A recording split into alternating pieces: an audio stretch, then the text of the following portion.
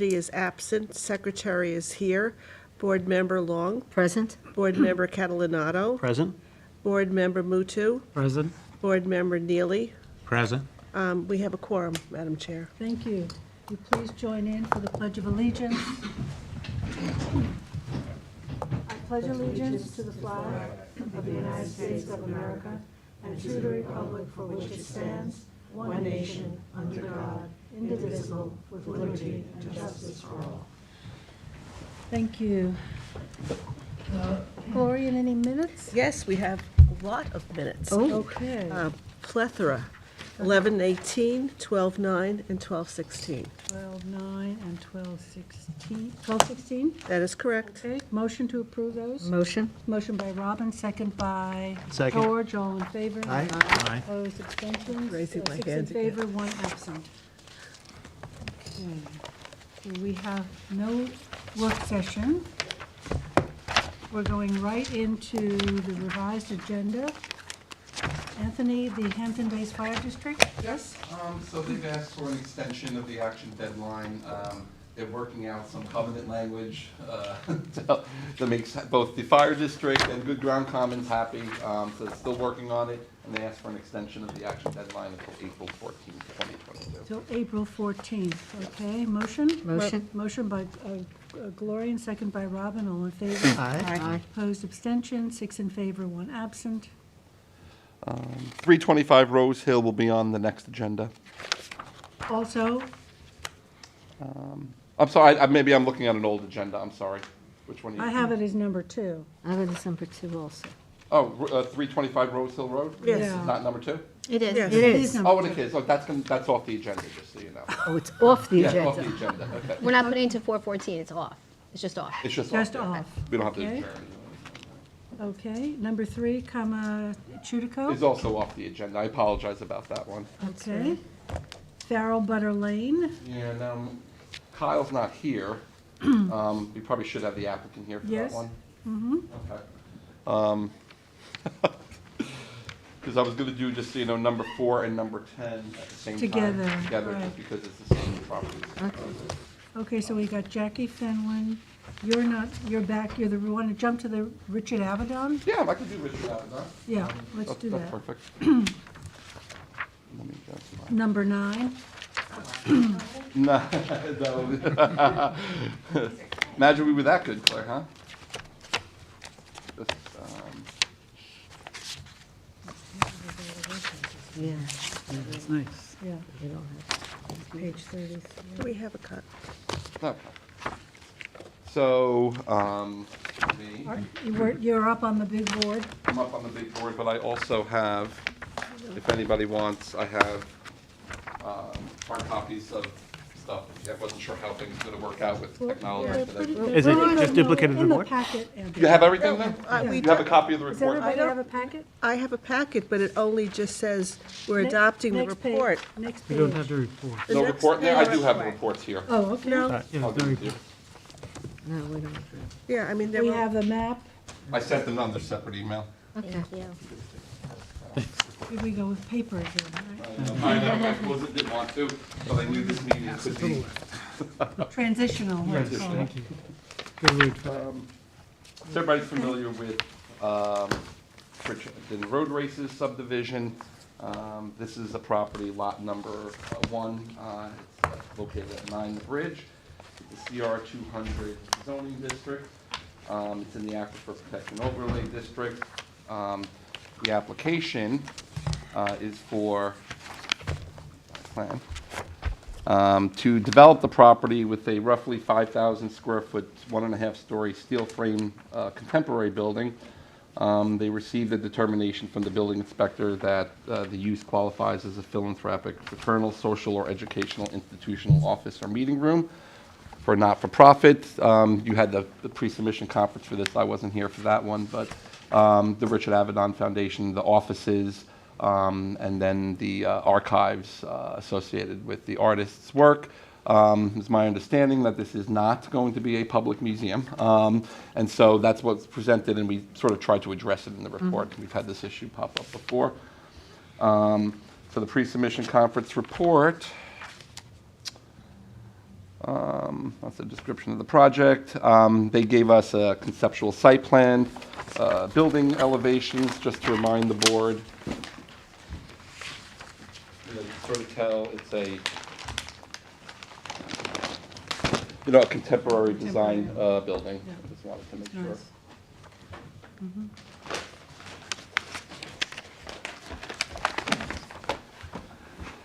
So we did the pre-submission conference. There were no comments received. The first comment talks about the use determination, which we received back from Dennis O'Rourke in September. And then as of yesterday, the Chief Building Inspector, Sean McDermott, verified that he agreed that the interpretation that it met this classification. It is a special exception use with both general and specific standards. The applicant has already indicated that the one standard that they don't meet is the 200-foot road frontage requirement. You might recall from the aerial, the road frontage is only 50 feet. It's somewhat like a flag strip. So that's what they're looking for, the relief from that particular standard. In this particular case, given the use, the low intensity use, the fact that no one's going to even see it from the road, the fact that they don't have 200 feet is less of a concern for me. Rather than having something sitting right on the road, this will be hidden. I don't think anyone's ever going to know it's there. So it's on the access road into the, On the access road, to the development? yes, Yeah. yep. Just for the number 3, for the applicant to be aware, the flag lot designation. I don't know how the building department will treat this in terms, because normally when you have a flag lot, you, as the owner, get to pick what your front yard is. This is a 50-foot wide flag strip, so I don't know if it technically meets the definition of a flag. That's a matter for the building department, but I put them on notice there so they could confirm the setbacks.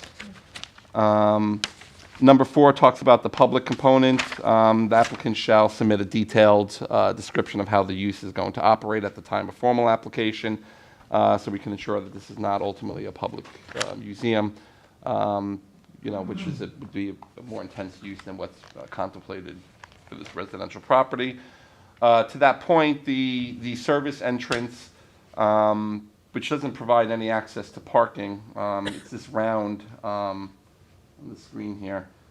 There's no parking in there. Not really sure what the design is, so I'm not really sure what the intent of this is. Looks like a grandiose entrance almost to the use, so I'm just not sure what that is, and they should offer some clarification when they do the final. What's the purpose of the service area? Is it going to be used for events? And then the design details should be provided. As it relates to clearing, they indicate compliance with the 35% maximum. They're going to be under, actually, by 25%. Just asking for some clarification on the clearing, because there's already some cleared areas on there.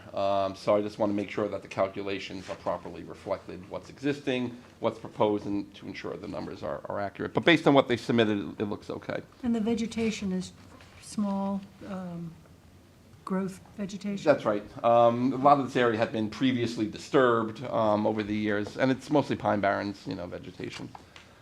And to that point on number 6, the cleared path area, which is shown, an existing cleared path outside of the area that they're doing development, should either be revegetated or revegetate naturally, depending on how long the process goes. Since we're in the spring, if they just let it go back naturally, it's a better way to, revegetate. The SECRA, this is an unlisted action, so the applicant shall submit a short EAF form. This is going to be another one of those interesting cases that if it goes before the zoning board, the planning board won't be able to take a formal action or be able to really take a formal application in until the zoning matter is addressed. So what will happen is now it's going to get to zoning, and the SECRA issue has to be addressed. In this particular case, it's really up to the planning board. With a low intense use like this, I really don't anticipate a lot of significant impacts. Do you have any issues if the zoning board was to proceed at my direction, of course, with doing SECRA at the time of the zoning board application? Why don't we keep it? Well, yeah, what we'll do is we could keep it that this is an unlisted action. Yeah, When it gets to the zoning board, we could do it then. And see, and we have to go through all the special standards, yeah, we do. which will be in which report? Next go-round? Yeah, well, when they submit a formal application, a Okay. formal site plan. What's gonna happen is they're gonna get to the zoning board before they could actually do that, so. Right. ZBA first. Yeah. So we'll leave it, it's an unlisted action, they have to submit the short form, so that's accurate. Number 8, the SWIP plan is going to be required, it's over an acre of disturbance. The statement under there was an incomplete sentence, I don't know what I was thinking, but I said that the site plan depicts a significant amount of retaining wall to accommodate the driveway. Wanted to conclude with clearly indicating that there's slope issues in there, so, so the applicant will be mindful of the engineering behind that, and they'll work with the town engineer to make sure that the design is appropriate. The architecture and the facade, this is a case, it's not on the road, right? It's not among other residential houses, so I think the modern design for that type of use is okay. It's gonna go to the Architectural Review Board, and there's probably gonna be some things that go on right during the process, but my opinion is, in this particular case, I don't have an issue with the contemporary design, but I'd be happy to hear if the board had any other, I like it. yeah. Like it. Something different. It's appropriate to the Avedon Yeah, for sure. concept. So that's the architecture. Parking, I think they need 2 parking spaces for handicap, not the one indicated. They're showing most of the parking as grass parking. Again, low-intensity use, no sense in paving this thing. The only thing that I noted is they want to land bank some parking. And the numbers are off because you have to provide 2/3 parking in order to land bank. So they're showing more land bank parking than they're actually allowed to provide. But as long as they provide it on the grass parking, that's okay, as long as we're not paving for parking spaces. So it's Not gonna- 2/3 of the 38? Yeah, so it says it in there, they could do 12 parking spaces as a land bank, they're showing 20, so they need to accommodate 8 more Okay. grass parking spaces. Anthony, maybe too early in the process, but any kind of environmental stuff? I mean, a parking lot with this many parking spaces, we want to ask for EV charging stations. And, in a modern design building, can they do solar? Solar, sure. So I'll put in a statement that incorporating some sustainable and green Yeah. initiatives such as charging stations, passive solar, and the like. Yeah, I mean- The grass pavers, for example. Is great, yeah, and I mean, I'm hoping that the foundation might be environmentally conscious enough that they would welcome those kind of suggestions. So we'll add that in. Make it as a separate category, Anthony, right before landscaping, sustainability. Sure, I could do that. Landscaping, they'll submit a formal landscaping plan with this. There hopefully won't be too much formal landscaping, just utilizing natural.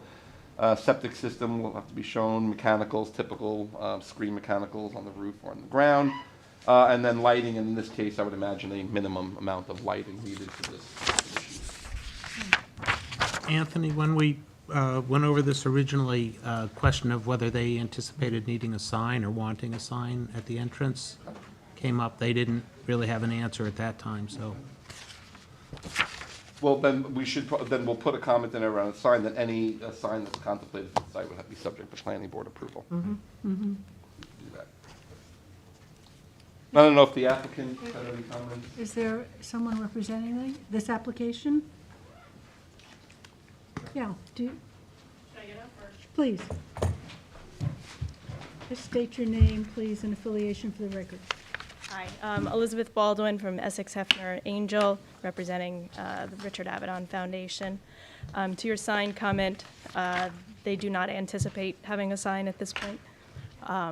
It is something that's not open to the public, so the need for the sign isn't necessary, and whoever is going there, whether it be their employee or whomever, would obviously have the address, so. So that answers your sign Thank you. question. As far as everything else, I think that all seems okay. Okay. You'll take the sustainability issues into consideration? Absolutely, of course. And then with regard to the secra, you know, I think the thought was that if we could have the ZBA move forward at the same time and do their own secra, then we could, it would help the client save time. So that was really since it's not a very big environmental issues, we don't think would come up in this application, we thought, Right, but we that- typically do a short form and like to keep secret for, you know, a site Okay. plan like this in our purview. right, okay. But it's not far apart, right, Anthony, the ZBA meetings and then the next time we see it? No, you know, because I'm there, I could accommodate the applications pretty Yeah. quickly now. Okay. so. It'll Great. be short time frame. Thank you. That's it, thank you. Thank you. Okay, motion to accept the pre-submission report. Motion? Motion by Robin, second Second. by Gloria, and all in favor. Aye. Opposed, abstention, 6 in favor, 1 absent. Thank you. Want to do numbers 4 and 10, Kyle's here now, that's the Farrell Yes. Butter Lane Yeah, we're subdivision. gonna do them together. Yeah. Also, and then- sorry. Good old paper. Is this the same stuff that you emailed? Yeah. I have it. I get very nervous when we're Yeah, no. I'd rather you're on that side than not have it. This is the subdivision, Okay. Take one, pass it over. and then this is the site plan. Thank you. I remember these. Take one and pass it Take down. one and pass. Back into the, take one and pass. So we're gonna do the subdivision first, then? So yeah, number 4, which is Farrell Butter Lane. We previously did a pre-application on this for a 4-lot subdivision. Let me just change the view here to. This is in the packet, right? Yep, but yeah, it is. So there's 2 lots in question here. Remember, on Butter Lane, LI 40 zoning district, aquifer protection overlay district, although the property's been clear. Most of the properties up there are old farm properties, and the archaeologically sensitive area. The application now is for a 3-lot subdivision. Sort of hard to see up here. The color map that I gave you, the handheld one, shows, got the red, blue, and green shows the 3 lots that are being created as a result of the subdivision. So the red lot, the lot in the back, has a 10-foot wide flag strip that comes to Butter Lane. And that received relief from the Zoning Board of Appeals. And it also received relief for lot width back here. Everyone's familiar with Just tell us again the ZBA variances that they got, the variance was this back lot back here, the red one. right? To have the lot width, it was, it didn't have the lot, it was, you know, a little short on the lot width. I have to look at the numbers for you. I don't have it, I know they're in there somewhere. So lot width, and then the flag strip is 10 feet wide. So I don't understand lot width of the lot- flag. You mean overall size of the Well, the flag strip here that provides access to the back lot is only 10 feet wide. So it's supposed to be 20 feet, so they got Okay. relief for that. Okay, from the. And then back here, this back lot also, the lot width is measured from this point to this point. It doesn't meet the, I forgot what the minimum width requirement is, maybe 175, I'm not really sure. Right. Do you remember?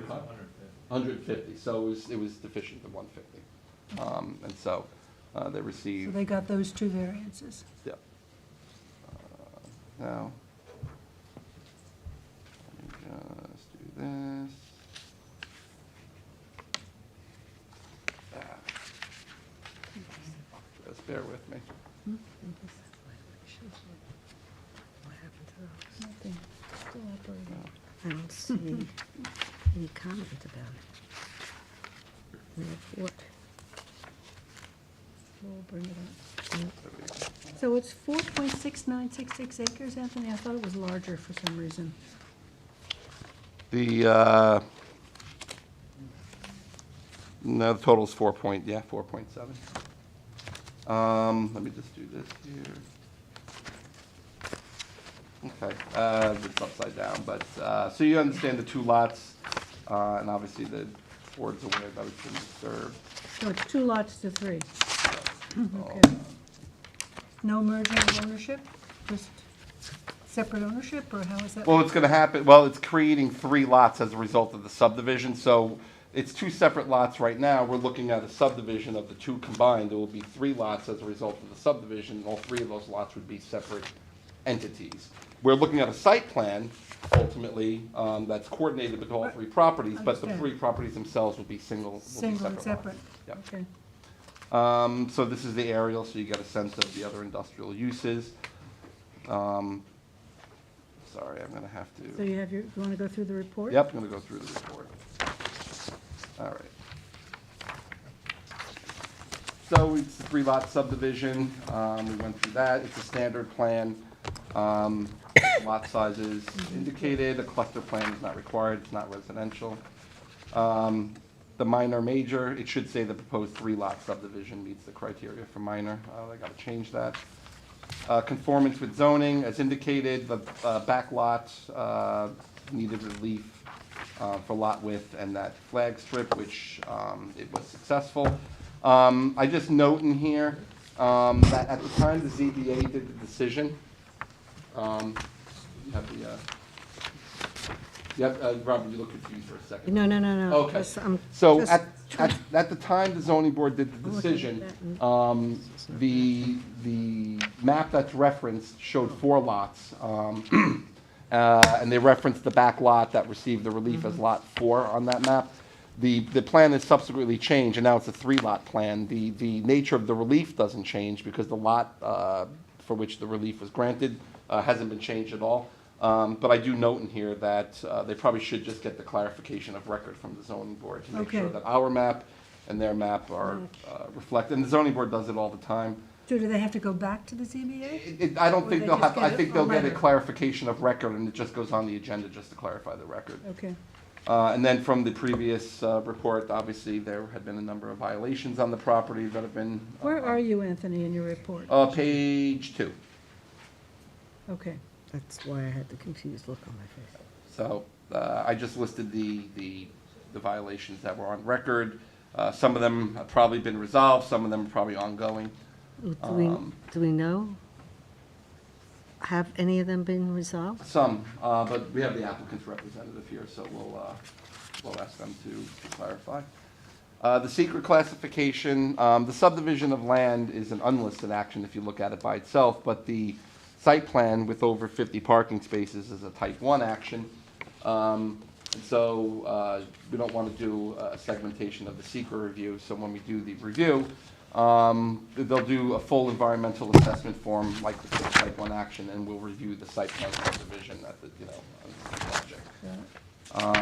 It is in the archaeological sensitive area, and thus the report will be required. No park fees required for this project.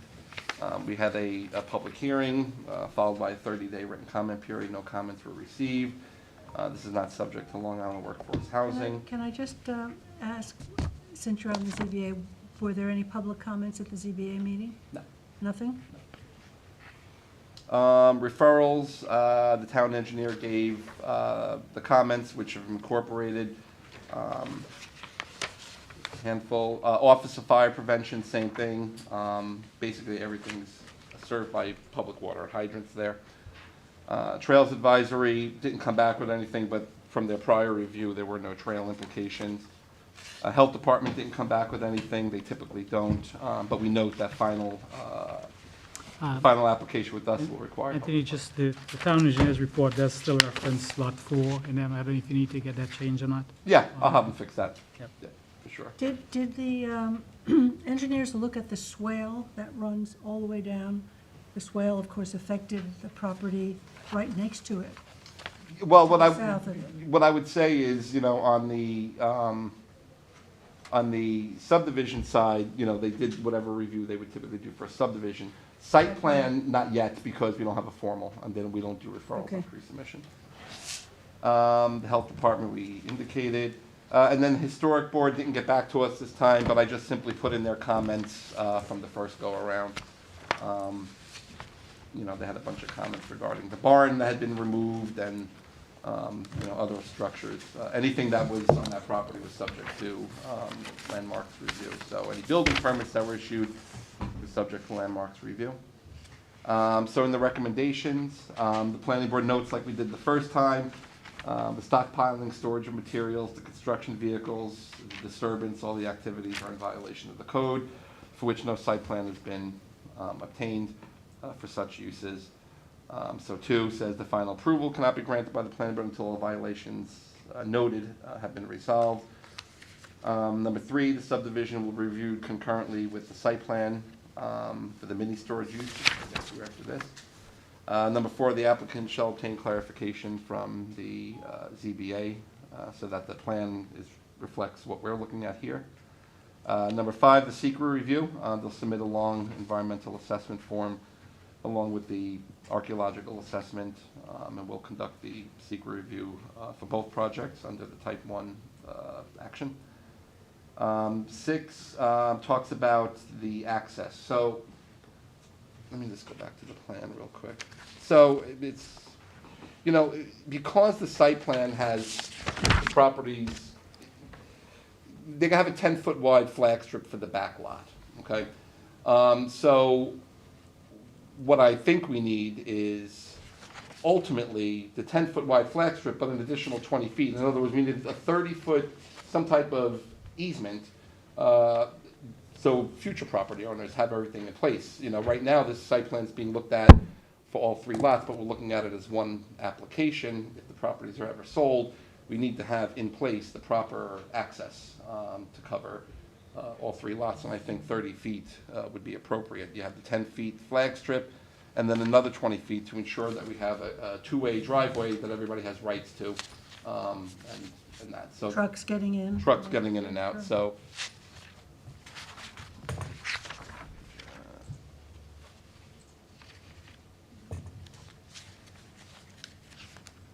I would, on number 4, Anthony, Yep. I would just clarify, that be more specific, saying that the old The 4-lot plan subdivision versus. was 4 lot versus the 3. We will do that, no problem. Any other, you know, I know that there had been, on 251 Butter Lane, I believe a demo permit was issued for the house. I just note that it is subject to landmark review. Also, they should give a building envelope plan. This is just to make sure that the site plan, that the buildings conform to zoning under the site plan. That's why I wanted to see that. Compliance with the town engineer, compliance with the public safety office regarding property addresses, and that the final application should include the health department approval. Anthony, once again, sustainability issues. So what we'll do is, Gloria, when we get to that site plan one, because is that what you're talking about, the greening of the, you know, the solar, that stuff? Yeah, when we get there, we'll put Okay. the site plan one. I think that's good. So do we want to do the site plan now? Well, I Or don't know, Kyle, do you want to address the Yeah. subdivision, or do you I want? accept it as written, sounds good, I think you picked up all the issues, and no problem. Okay, So, the next part. Okay, let's go right into, well, why don't you adopt the report then, since we did it? as amended, okay? Yeah. You want to find out? Yeah, well, that's Yeah. what I was asking for the What's the app status of the violations? violations. The attorney handling it couldn't be here today. Can you identify Oh, yourself? sure. Kyle Collins, KPC Planning Services, 16 Library Avenue, West Hampton Beach, here on behalf of the applicant, which is 25 and 51 Butter Lane LLC. The attorney, Carl Benacasa, on behalf of the applicant, couldn't be here today, so I don't know what the status is of specifically as it relates to the Justice Court. However, I have been told there was some concrete crushing operations that were going, has ceased, and I do know that they have been told, and this is, you know, I've been told to me that, you know, some of the piles, and they're in the process of removing those and kind of winding down the operations on site. That's the level that I know of what's When I- going on When there. I drove by last week, it was still a mess. So I think we need to have a site visit as well, Anthony, just to see where we're at. And- Because this is not going to move forward, right, until, Right, well, what I would say is, as it relates to the pre-application report and the pre-submission conference report, neither one of those are approving anything at this point. No. They're just identifying the issues. Right. So, to your point is taken, we'll get these matters addressed before we, have the formal application. I would like the reports to reflect the current status of the violations and not what we believe is going to be or has been. But it should have the current status. And when the next time it's going to be in court, and any directions from the court. The report will add the current status of it, just let you know. So I'll add that It change. is what it is. I think, the board had been very concerned that some remedial actions be taken in reflection to these violations. I think we all had showed that. Has any remedial actions been taken to ease the violations? All I can tell you is what I told you. Those are the status that I know. I can believe look, the- sorry, Kyle, Go I'll ahead. look into our office and I'll try and have something prepared for the board for the next time this is on, so that you can Great, consider it. Thanks, Christine. Okay, so let's move into, we want to adopt this. Yep. Okay, so a motion to adopt the pre-submission report on the subdivision. Motion? Motion by Craig, second by Second. George, all in favor. Aye. Opposed, abstention, And 6 in that's- favor, 1 absent. That's the subdivision, But that's as amended. As amended, As yeah. amended, okay. as amended. So then number 10, which is the site plan component of this project, so as the board knows, the proposal is for mini storage, a total of 4 buildings with a total of 158,700 square feet, and 2,570 square feet of outdoor storage area. So you have the 4 buildings, 1, 2, 3. This is Butter Lane over here. And so these 3 are facing the road, and then the one in the back. And then the outdoor storage area, where the cursor is over here, and then one over here. We don't have that many mini storage facilities at this point.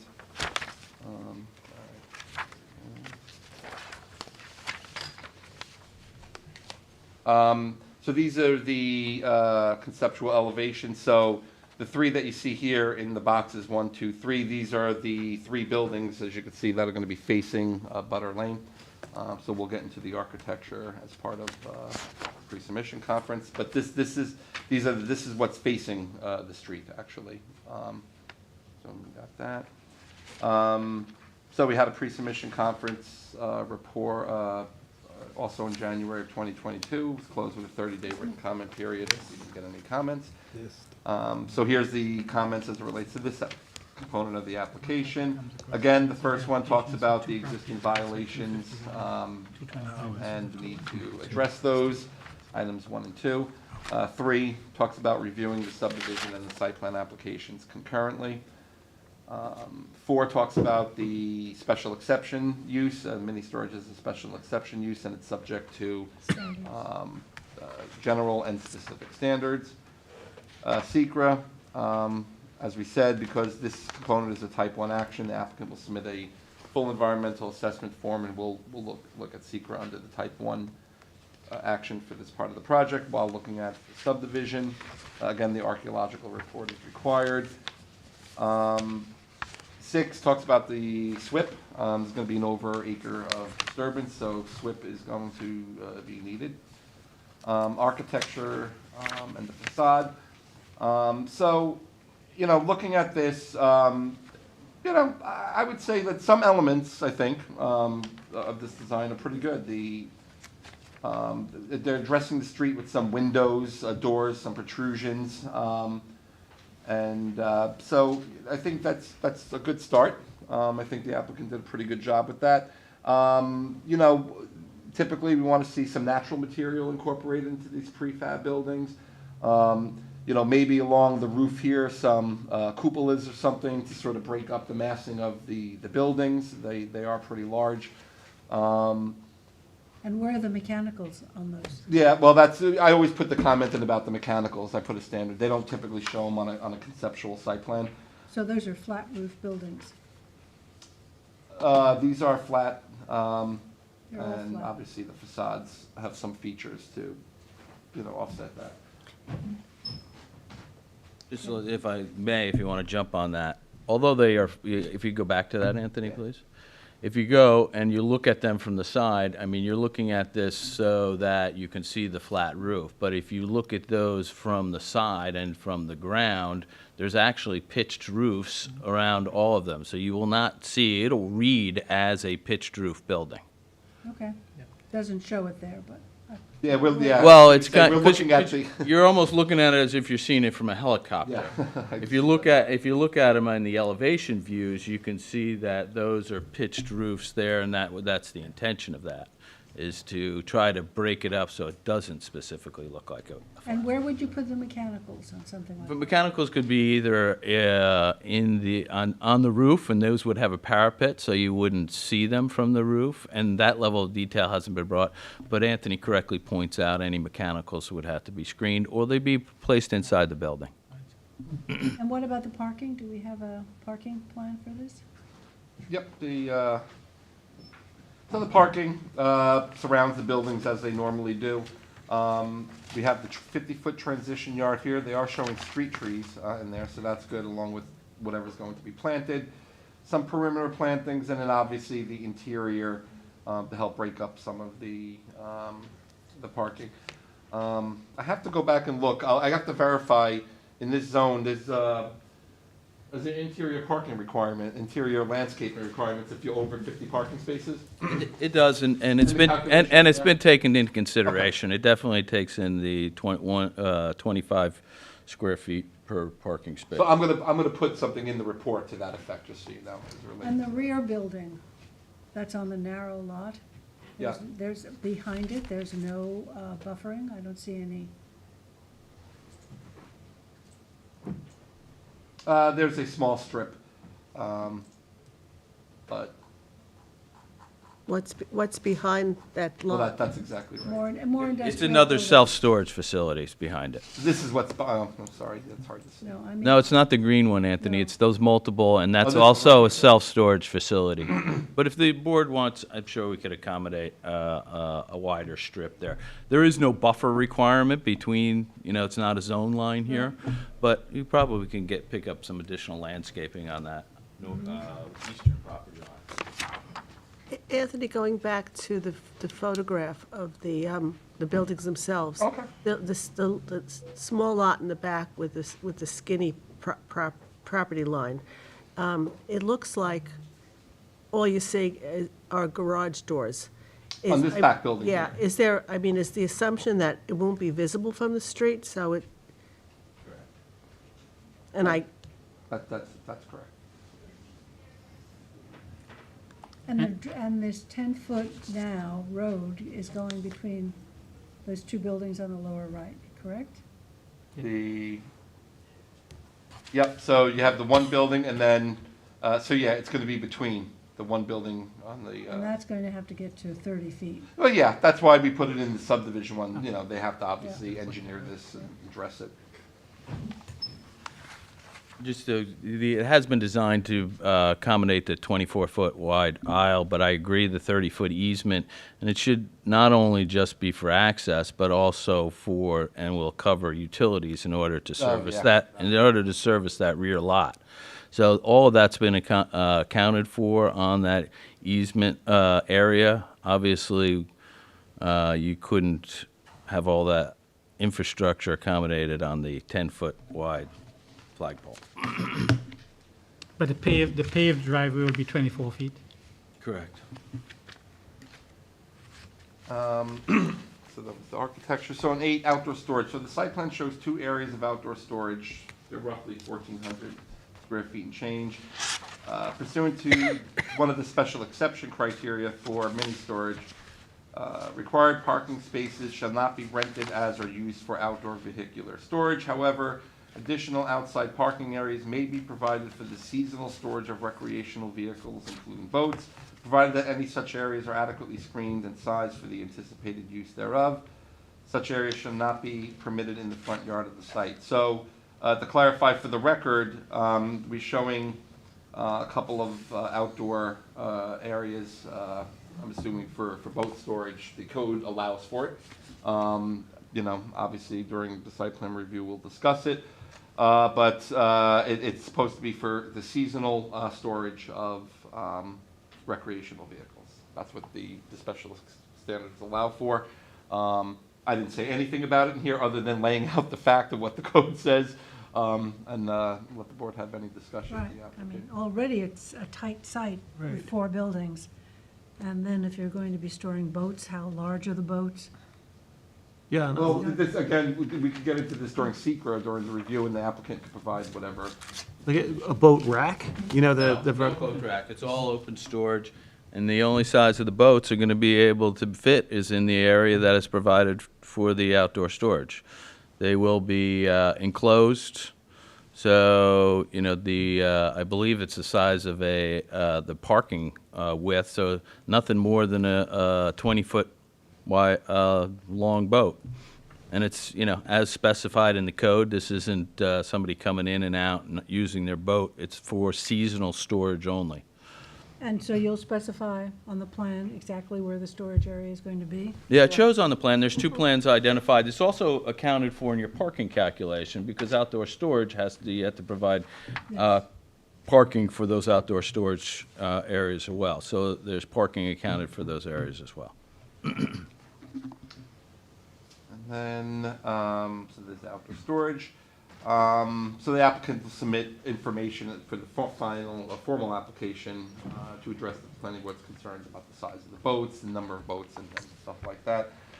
Cross-access, so what I'm saying on this one is, first we need to obviously make sure the cross-access documents are in place for this site plan to ensure the 3 properties, should they be sold in the future, that the shared access and the shared parking between all the sites is you know, legally accounted for.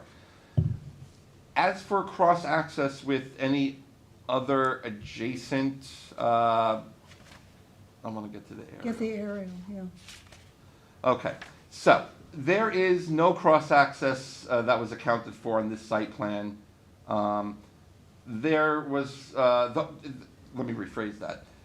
No cross-access over here, so I don't know, with the building sitting here, if we have any opportunities to do anything over here.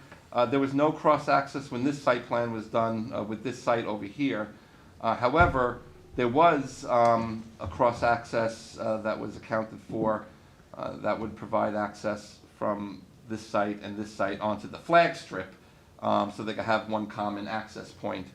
Whether or not we want to potentially get a cross-access along this property line, so maybe they could tap into this at some point, since it's an existing curb cut. That might be something we could look at during the formal application. But other than that, I don't know where we get it, since the site plan for here doesn't account for one between these 2 properties, and the one here doesn't account for anything between these properties. How do those buildings get access now? These here? Yep. They did, what they did was there's a flag strip and there's a common access between these 2 properties. Okay, so there's a flag strip So from flag strip, Idle and then they Lake. come in here, and then this one comes in here. Okay. I have 2 questions, and it's probably for Kyle. Kyle, sprinklers in each building? Yes. How do you monitor what is being stored? These are for individual storage, right? It's been personal use. So if people want to keep, you know, like fertilizer or anything flammable or potentially dangerous? You know, that all comes under the New York State Building and Fire Prevention Code, and that's why they are required to have the sprinkler systems. I do not believe under probably the New York State Building Code, under self-storage facilities, you cannot store, you know, toxic or explosive materials in there. That would be, you know, up to the operator to enforce those. Will there be cameras or any security guard, anything to monitor? Typically, they do. I mean, the storage unit that I have, they have, you know, those security cameras, and usually they have an on-site manager who, you know, Right. monitors what goes on inside and outside. Anthony, can you go back to the aerial? Sure.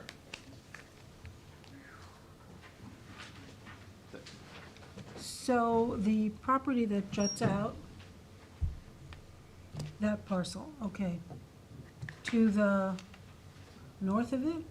Am I in the right direction? No, go down. Yeah, there, that building. The tenant in that is a classic car tenant who has been very badly impacted by the dirt that has been blowing for months onto her property. She has put up, at her own expense, a row of trees along that buffer. Okay. So I don't think you want to contemplate any kind of a cross-access Yeah, situation yeah, there. I agree with you. It was never contemplated when we did the site plans for these properties. But we could look at, you know, The this. other side, yeah. Of the other side. You know, when we get a formal application, we'll get an engineer's comments that'll help making that, you know, determination. But that, as far as I could see, that'd probably be the only, and then obviously the cross-access in between the three properties here is what we're going to ultimately. The building right to the south, Yeah. they had tremendous water issues because the swale comes right in front of that property.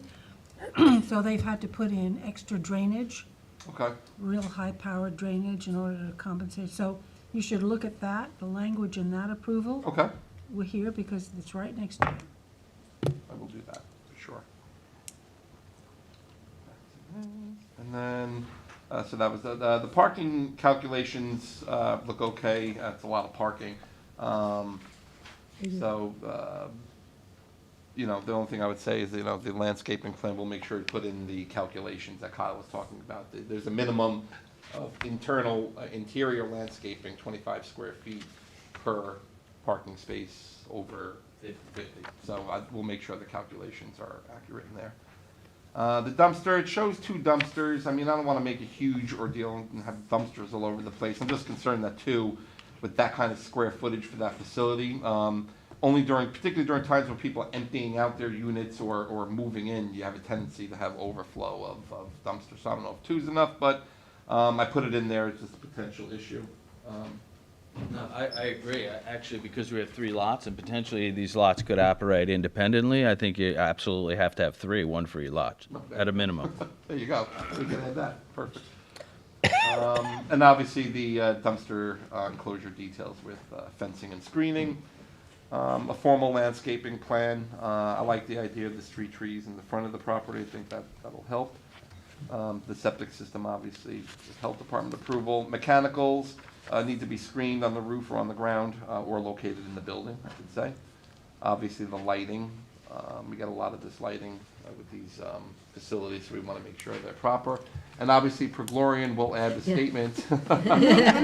We'll turn to Gloria, right? I've noticed I'm wearing green today. All of the pre-app reports should have Yeah, no, that's sustainability. Yeah, I Absolutely. mean, that should be SOP in every Yeah, commercial application. So I will The let you know. Glorian clause from that one? Can we call it Because the there is an Glorian clause? opportunity. Absolutely. Yeah. And, so with those changes, that's what I have. okay, any other questions? Kyle, do you want to? No, I like the green. There's a lot of roof on there. They can power this whole facility with the amount of solar they could put on those roofs. Yeah. Yeah. No, I have no other further comments. I think they're great reports, and we'll take my concerns about the existing conditions to the applicant, and I share those concerns. Okay, thank you. Any other questions from the board? Okay, motion to approve as modified. Motion? Motion by Gloria, second by George, all in favor. Aye. Thank you very much. Motion six in favor, 1 absent. Go in order.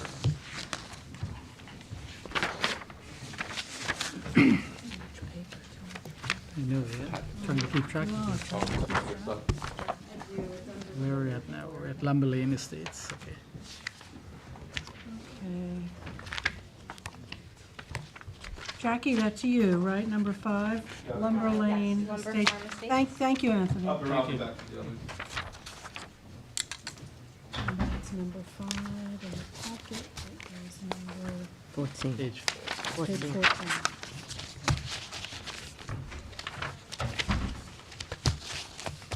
Now I've screwed this up. I took 14 away. No, 14 is in here somewhere. you think the computer was bad? We just have Exactly, page shape. 16, I think.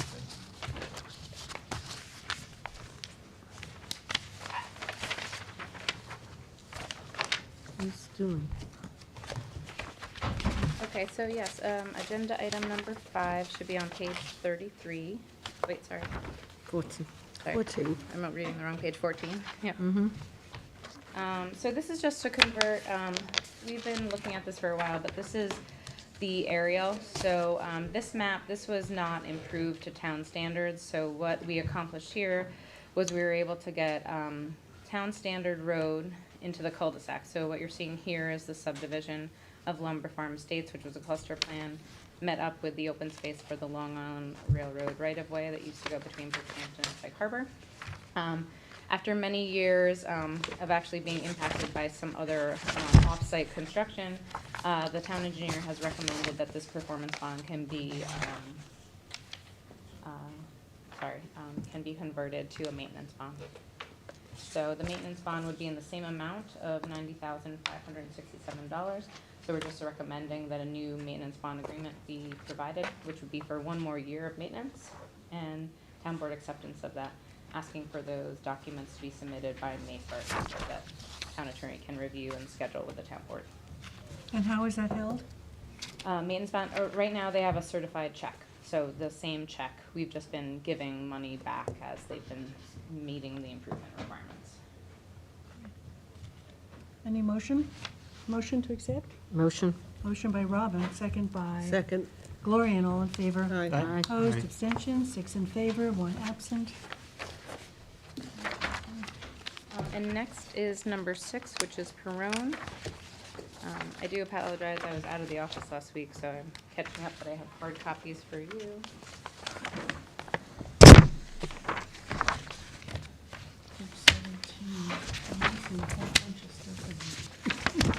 It disappeared. Do you have it? Here, I have it. Short, You can pass did you it take right that now. paper? Thank you. It was in my pile. That you were piled to watch it. No, no, you wanted to go this way.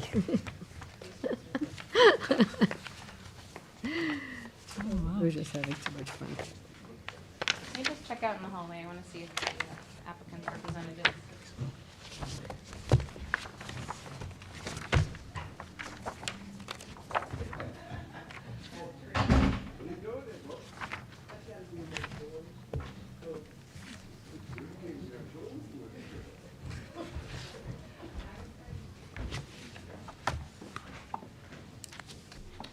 So Bob Smith is not here, but I'll go through the merits of the application. Okay, so this is the aerial here. They are proposing a 3-lot subdivision. So South Valley Road comes up here and then terminates at the Long Island Railroad. This is also Old Canoe Place Road here, which is part of the road walking segment of the Palmanock Path. There is an existing dwelling and a barn here, which is considerably sized. So it's open in the front, but if you can see on this aerial, these red lines are the topography lines. So these are actually 2 very significant kettle holes, and I went out to the site and took some pictures. It's kind of hard to gauge the depth in the pictures because of all the vegetation, but it really drops. So this is a kettle hole right here, and then this is a kettle hole right up here. So I am recommending that there be a conservation easement to keep all of that native vegetation in that location. I'm also recommending that there be a 50-foot conservation easement and trail easement along the north. We've been trying to accommodate, bike trail, and there's actually an existing kind of dirt path in that area as well. So I'll show you the subdivision map. Does this affect the yield? No. No. But I am gonna actually, that's one of the things I did want to discuss if you wanted to see. So I would like to preserve it, but would you like to see the slope analysis map at the final application stage, just to see it? That was actually something that I wanted to put in here. Just so you can see where it is.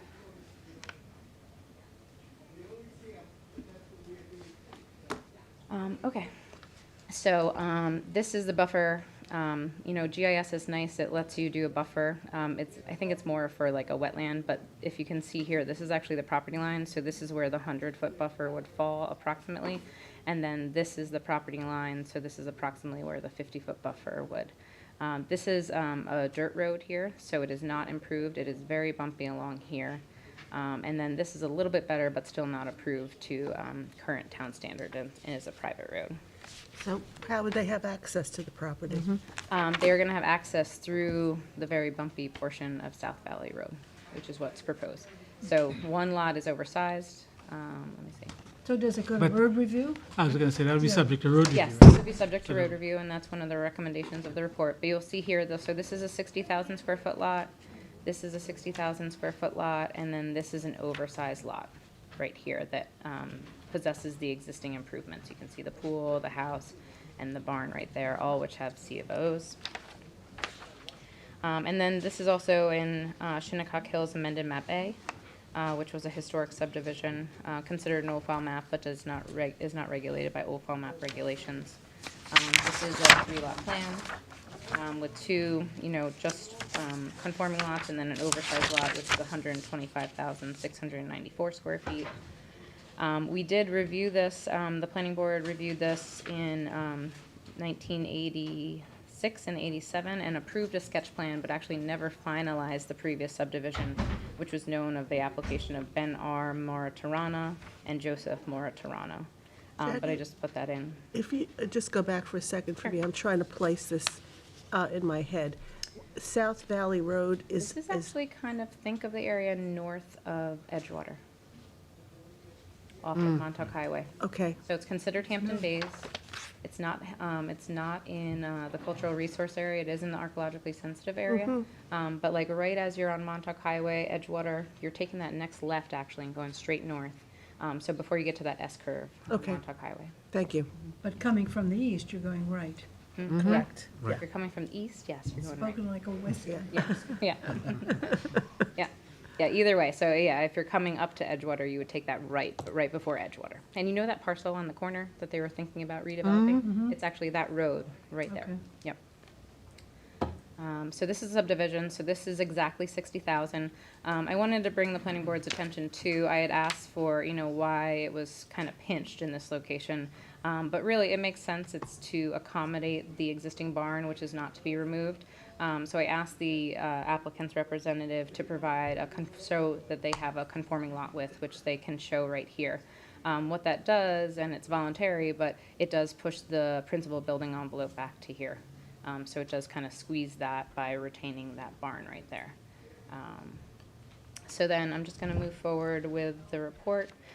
This is the basic description we've pretty much gone over already. This is the historic applications. It is a type 2 action. We did waive the PRD because there's no open space in the area and no ability right now to cluster with any adjacent open space. So we did waive the cluster plan requirement. So planning board's preferred plan is the 3-lot standard. And then right at the bottom of page 2 about the pinched or narrowed area, I just made a finding that this is to accommodate that existing structure and does push back the building envelope another 120 feet by retaining that structure. So I just wanted to note that rationale for that. And then, so now I'm on the top of page 3. This is a minor review. The park requirement, I am recommending that there be a park requirement fee for the 2 additional lots as there's an existing house. So right now, the park fee for this area in Hampton Bays is $9,493.36. So this would be a total park fee requirement of $18,986.72. Public comments, we did have a hearing on January 27th, 2022. No public comments were made at the public hearing, and it was closed with a 10-day comment period. No comments were received within the public comment period. Fire prevention had comments from January 21st, 2022, and they said they are accessible from South Valley Road, and that they shall have street addresses as well as compliance with driveway safety. And the area is served with fire hydrants. We did not receive any comments from the Hampton Bays Fire District to date, although they will be referred the application again at the final application if they have any concerns. The town engineer had. Can I ask, just a question, do we also ask for input from the Hampton Bays Water Authority, since they are going to be the ones bringing water into that area? It's already served. There's already public water mains serving the property. We don't generally refer to them unless there's an actual extension that's required. then And we for the other coordinate with them. two, you won't need it? You won't need extensions for the No, other? we won't. No, Okay. there's already public water. Okay. Yeah. But aren't there issues about the amount of public water? So shouldn't that be part of the process as even though, You know what, I can make a note in the file to refer at the final application stage. There's no harm in that. I can make that a recommendation. Yeah, That's I fine. feel more comfortable. Yeah, and you know what, I noticed that there was water mains. The surveyor revised the map and showed the water mains on there, so it is served. They'll be able to have individual lines, but yeah, Yeah, I mean, Given- having the pipe is one thing, but Yeah. having something to go through the pipe, Yeah. whether it's Suffolk County We Water need that, yeah. Authority Well, or it's Hampton Hampton Bays. Bays. It's Hampton You know, Bays here. I realize, but Absolutely. it's, as we continue to build out, the aquifer has got limited capacity. so I'll make that a recommendation, kind of towards the end, but just as an advisory that we'll refer it at the final application stage. Thanks. Okay. So the town engineer, basically stating that South Valley Road is a private unimproved road, shall be labeled as such. The map is actually mislabeled and shows both as town roads, and it actually confused me for a little while, but they're, in this portion, they are both, private roads. So Canoe Place Road is a trustee road, so we're just asking that that be noted correctly on the final plat. The Pomnock Path, as I showed you, it's a road walking portion just to the south, which is this black and white dashed line. So that does get to the Trails Advisory Board comments that we'll get to later. The topography, we're asking for it to be actual field measurements, and then, so I'll ask for the slope analysis, I'll amend the recommendations, and test hole data, and show the proposed easement north of the driveway. Now, I'm recommending that the driveway, if you can see here on the plan, sorry, sometimes. So if you can see right here, there's a little portion of that driveway. I would say, you know, this is up to the applicant, but instead of doing an easement there, I would say probably just to relocate the driveway so that each property can have their own driveway. But we can give them flexibility to either relocate that or provide an easement so that that driveway can remain. Do we have to refer this also to the trustees, since it's their road that's being affected? It is unimproved. They are usually coordinate with road review, but we could refer. Can we to make a them. note Because just this is to gonna make have to go through road review. I just, Yeah, yeah, I think that because Whatever there's that so many Just for- issues with trustee roads. Just for comments, not for any other. Yeah, just for Yeah, comment. Not for just- recommendation. No, no, just for Just comment. a comment. yeah, so I'll add that, that will refer to the trustees at the final application stage. They're not actually taking access, you know, per se, off of Canoe Place Road, the new lots will be accessed off of South Valley. This is in a little bit better condition. It is paved, but it's not paved to town standards. So what does the jurisdiction of the trustees mean? If they have this If it's one of their jurisdiction? roads, if it's a trustee road, that means that they're responsible for maintenance, plowing, et cetera. Okay, all right, But other than that, nothing more than that. Yeah, and so for other subdivisions, I know we've noted it as a trustee road. If it wasn't improved, we've asked for 280A for the new, like, you know, new demand on the road. But I do know from practice with that and some of the road improvements that we've coordinated, usually they comment at the road review stage. Right. So that way, the improvements that are being done are kind of in accordance with what they'd like to see. So I know that the engineering office coordinates with them at that stage. Let's see here. So there is some fencing that's actually just off the property, so we ask that that be moved back onto the property boundary line. It's the fencing and one column right there. So I'm asking them, you know, Tom's comments are very good, and I'm just asking them to comply with these comments. And then the final application fee, 3-inch drainage, concrete monuments, Speedy's permit, covenant advising all property owners on the map that there's a natural grade change. I'm hoping that really this won't be affected because we're recommending a conservation easement, so we're letting those kettle holes alone. But I am gonna add that there should be a flooding notice covenant.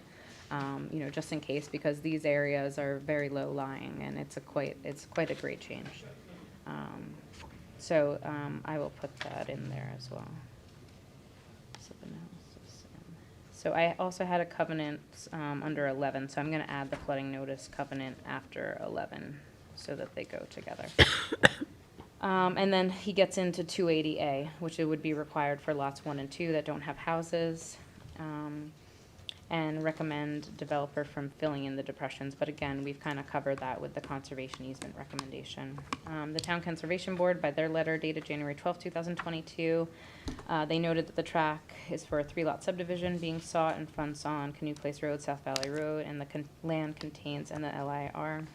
The land contains pine oak forests which have been impacted by southern pine beetle, as well as areas fragmented by residential improvements, clearing and successional meadow.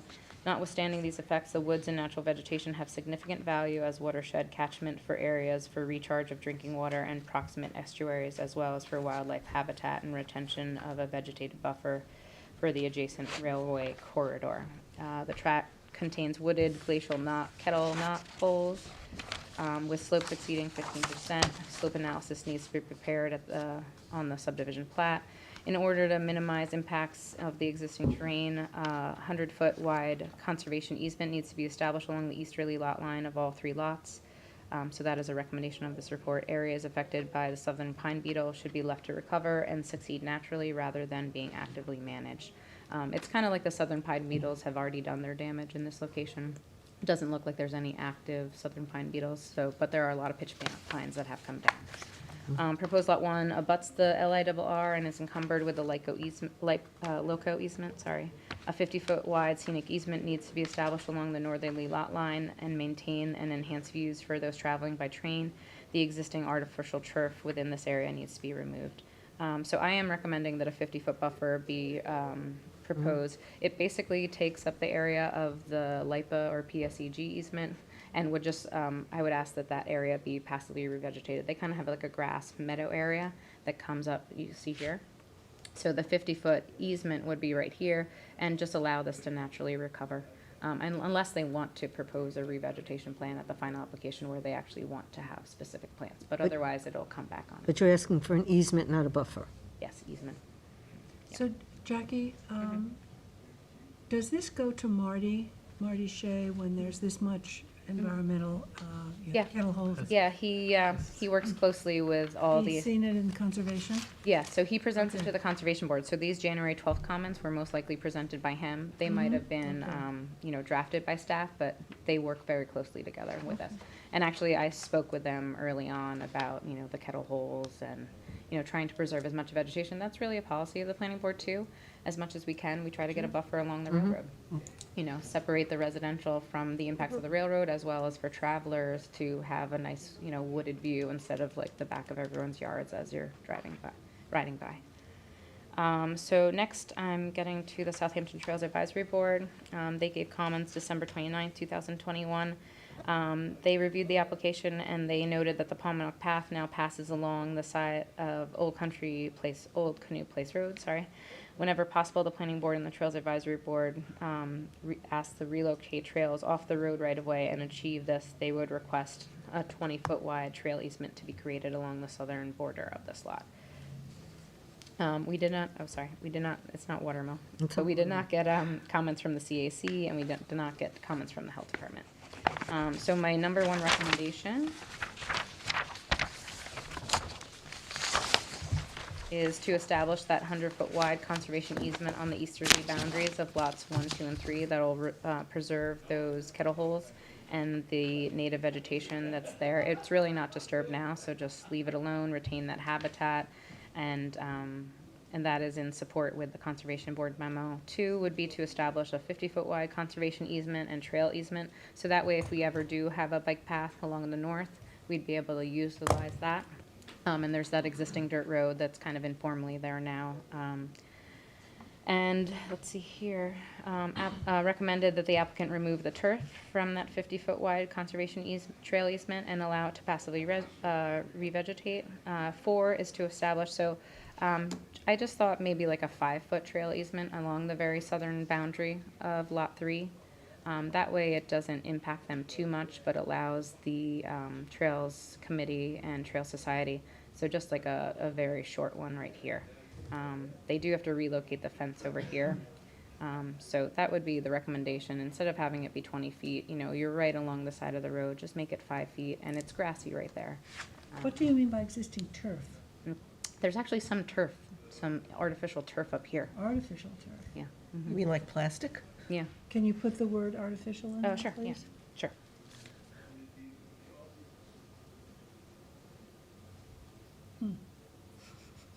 It's an odd place. Yeah. Yes.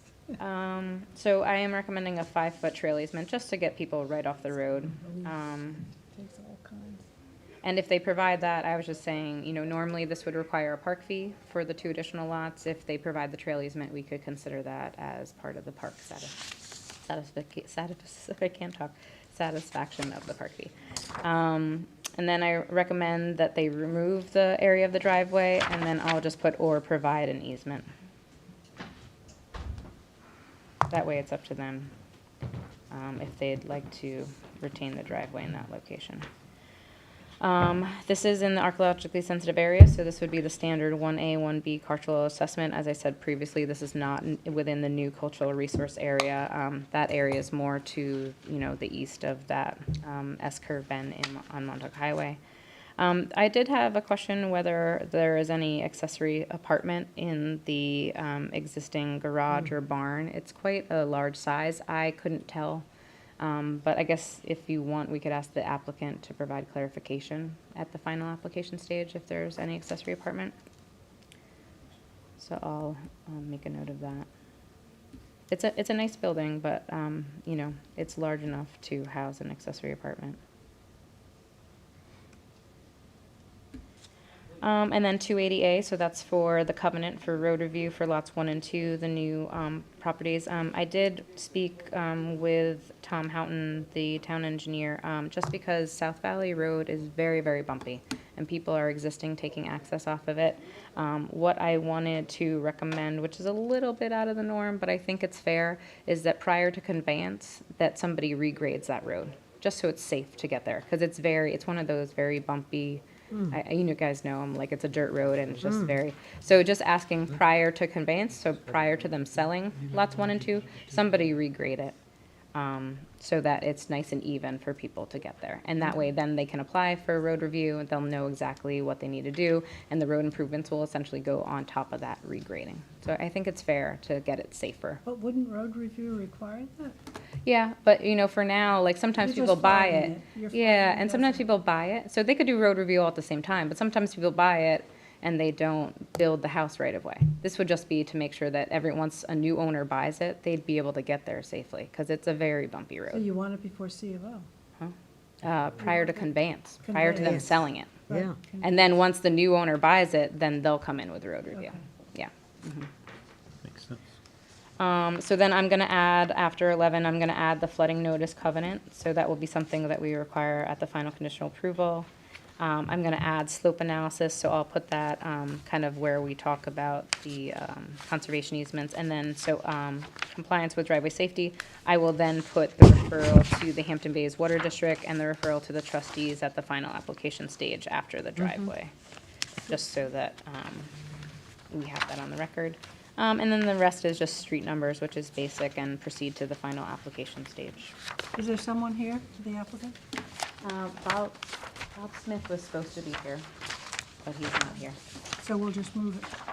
Any Yep. other comments from the board? No? Motion Good to report. adopt the report as amended by George, second by Tom. All in favor? Aye. Opposed, abstentions? 6 in favor, 1 absent. It's a very thorough report, Jackie. So next, I do have an applicant present. This is the Guy Riegler, 3, Division 2. So Tim McCulley is here on behalf of the applicant. Okay, let's pull it out of our packet. Yep, so that is on page 20.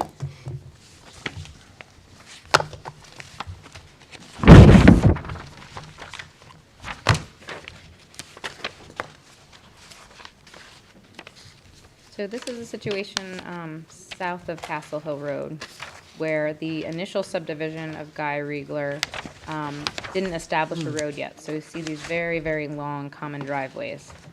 So we're dealing with this parcel right here, which would like, that any larger? you know, I was trying to do it full screen mode, but it doesn't give me the option. But I can zoom in. Yeah, I can zoom in. Okay, zoom in and just move it. Yeah. But you'll see here, so this is Great Hill Road.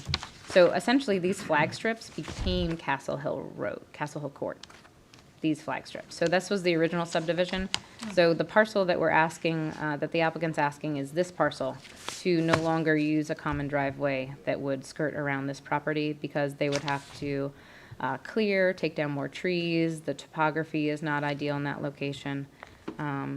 So, let's see. And Castle Hill Road is to the left of that? Castle Hill Road is kind of to the north and then kind of, so I'll go to the aerial. So where So- would the access be? So this is now the subdivision that was done that created Castle Hill Court. So that other long map kind of goes down to over here. These were those flag strips that took that jog. So the owner of the parcels actually owns these two parcels here. I believe this parcel, so there's existing houses, which you can see on the aerial. So see this red? They would like to, this person already takes access here. They would like to not cause more disturbance. And historically, for some reason, it was just always, there was always kind of a dirt driveway here. So they'd like to clean up the common driveway easements, clarify the covenants, and basically allow that this common driveway serve all of these lots and then put an access easement essentially over this lot formally to allow access here, rather than clearing and disturbing this area here. What is that cleared area on the map? What is that? This was where the old castle, you guys remember the castle that was kind of, yeah, it was like an old house that had the appearance of an old castle. It had since been demolished because it was in disrepair. So that sand right there is the disturbance caused by the demolition, and they're now constructing a new home in that location. Hence the name of the road.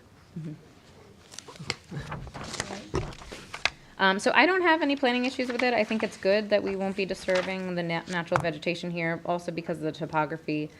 You guys seem to receive this well at the public hearing.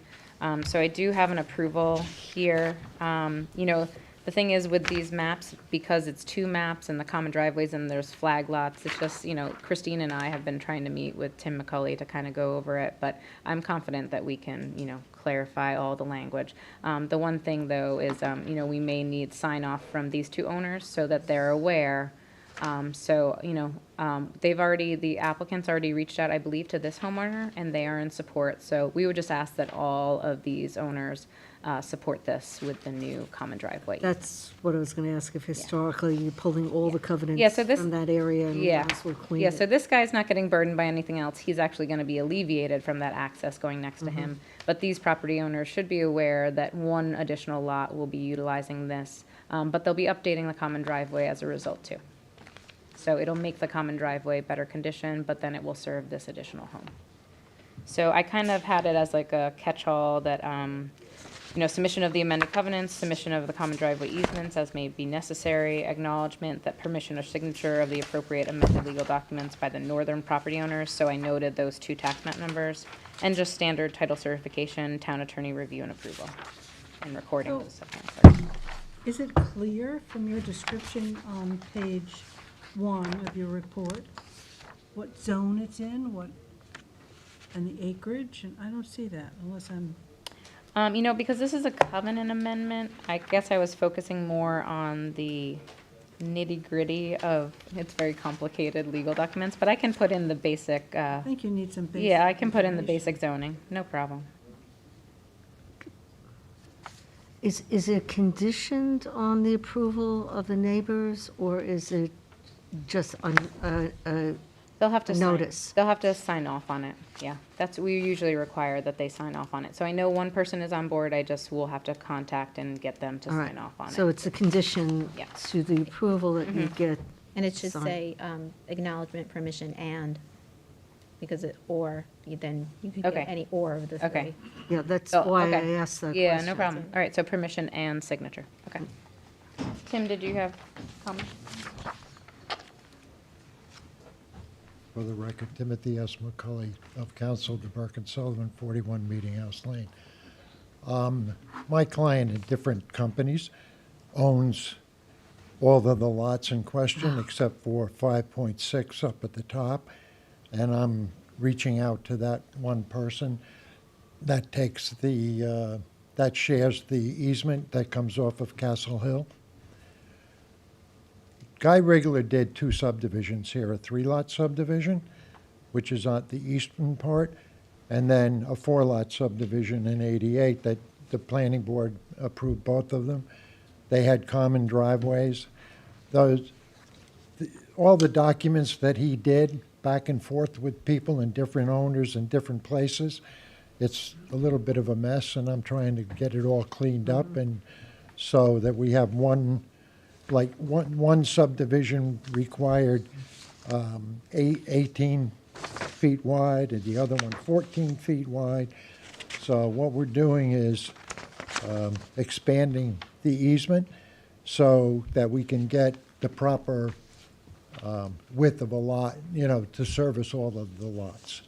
And a prior owner, I don't know if it was Rigler or somebody, had illegally split the one lot. We put it back together. So that was a condition that we met. That was a requirement before we even entertained the The application. only change I would make to your, is condition number 3. The lot that has to be approved is 57.8, not 56. Oh, 57? It's 57.8, and we own that, Okay, so that's not a problem. okay. So I'll just add that, Tim. 'Cause I think the developer doesn't own these 2, right? I'm sorry? The developer doesn't own these 2, these existing homes? This one here and this one here? Yeah, And then this is the new one, 57.8? well, I can't really see what you're doing, but 56.9 we own, This one? 56, 12, and 13 Yep, that are now going to have a new number. okay. This And one? 5710 and 57.8 we own. Joe Gaza owns, he owns Castle Hill Road.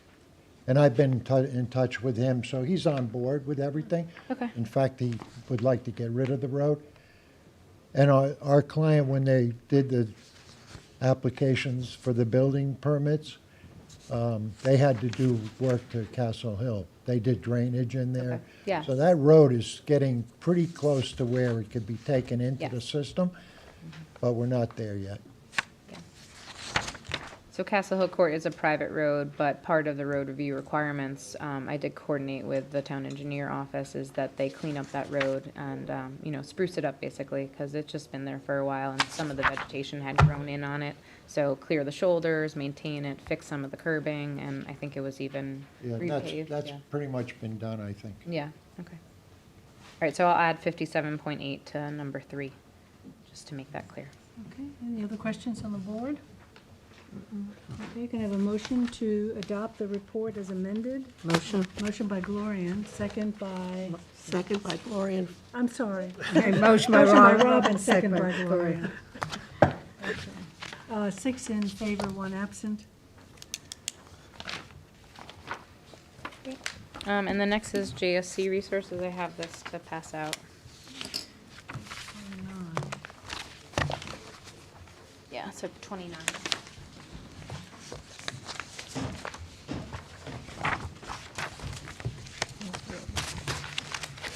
Thanks. Here, I got it.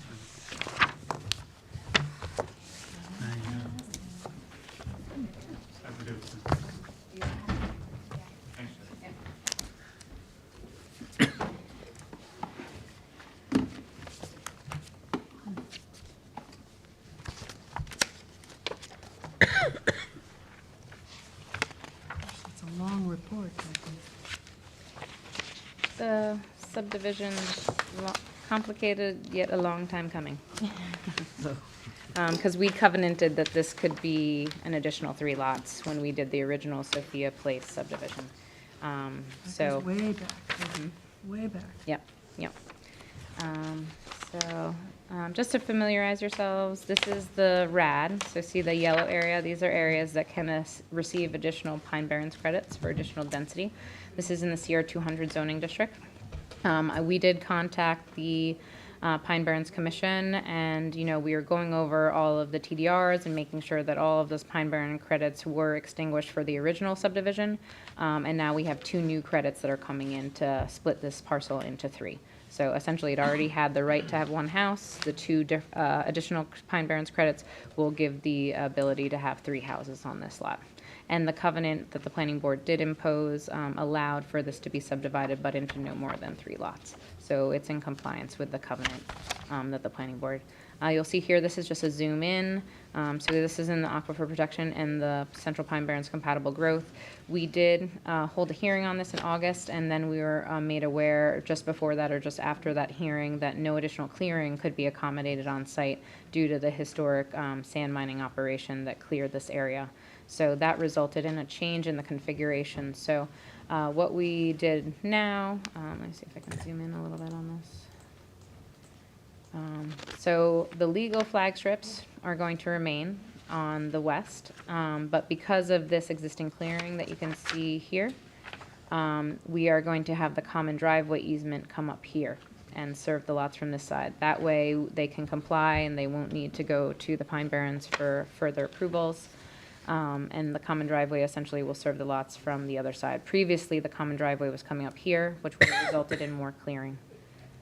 So now we are in compliance with the regulations of the, you can see here too, the slopes here are an issue. Oops, sorry. So this is the way. Impacted property.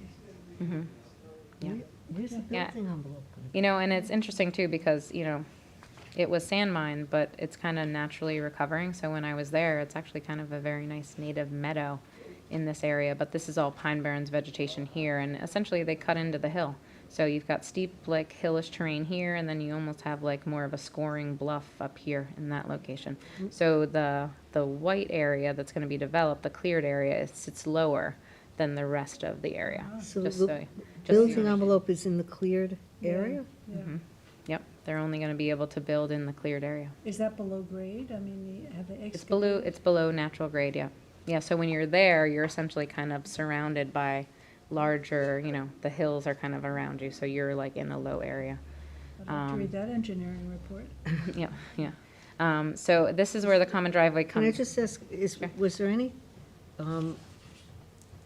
anything that was deposited on those properties? Because I know on some of the land, Oh, you know what? sand land, on some of these clearing quarries, they've also used them for dump, and they've had You know what? vegetative wastes. Yeah. Yep. Has this been checked to see if there's any environmental issues on this property?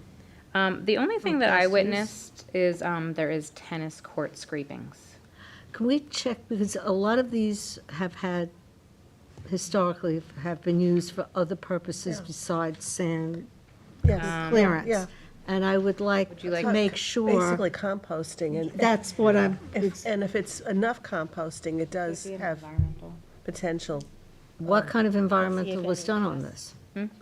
That we're not putting housings on something that can be You can contaminated. check past uses, legal or not, or violations, you know, that may have occurred in addition to whatever. When I was there, I witnessed that there was like tennis court scrapings. I know, but you can't tell what's down, maybe one level down.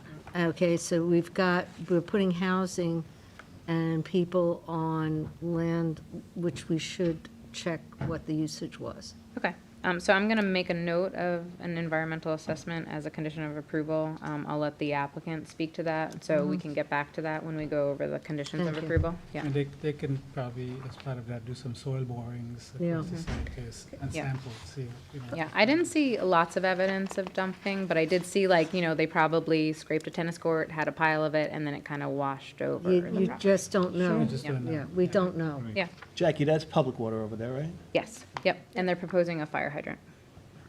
And if I can ask the folks on that end of the table to speak up, because I'm not being able to hear Okay. you guys.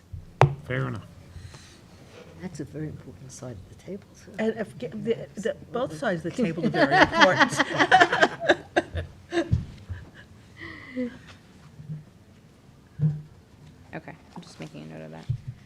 So this did receive health department approval. Mike, I did notice because of the lag, the health department approval expired. So you're just gonna need to renew that, which is the requirement of the final plat anyways. So that was approved in November of 2020 and just expired in November of 2021. Where are you, Jackie? on Yeah, the 'cause- larger I'm on part, page please? 1. Okay, so where are we putting in The whereas. the environmental review? You know what, I can add that as a finding below 10 about the environmental assessment. Because I did witness the tennis court Right. materials, and we can say that there's a concern there might be additional stuff there. Well, And there has then- been historical use of the property. Yep. As And, mining. and mining, and we Yeah. do know that there has been known that sometimes that use raises other usages that we don't know about. Yeah, so normally what I do when there's an issue like that, I kind of put it in the findings, and then we'll have a condition that's linked to it at the Yeah. end. So I'll add at number 11, okay? That's also, it's right next to the impound yard, formerly the Beaumont missile Yeah. site, right? Mm-hmm, yep, exactly, Well, groundwater testing wouldn't hurt over there.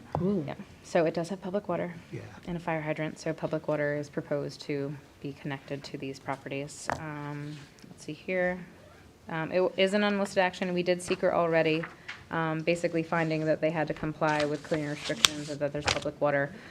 With the new plan, they're not proposing any additional clearing, so essentially it's better than the original plan that would have disturbed some of that area for the common driveway and building envelopes with revegetation. 3 is that it's a receiving site, so just that it's clear that this is a RAD, which is why it's receiving additional density. 4 is the covenants and restrictions I spoke about earlier, that the original Sophia Place, which was done in 2005, did allow this to be subdivided into no more than 3 lots, so that's what we're doing here today. And the applicant is extinguishing 2 full Pine Barrens credits, so I noted those. They were both issued on June 7th, 2007. One is known as Pine Barrens Certificate 900-361, and one is known as 900-362. So both are full development rate. And I did double check them. I actually have aerials where I researched all of them. It took me a while. But I actually asked them for they usually do like a letter. So you can see. But the applicant provides that to you, Yeah, right? yeah, well, no, actually the Pine Barrens gave me the letter, but I wanted to know where these parcels were to make sure that they were in Where the they same came school from? district. They have to, that's a requirement. So I looked them up and they are in the same West Hampton School District, which is all this area in red here. But I researched that early on, but I just wanted to show that to you.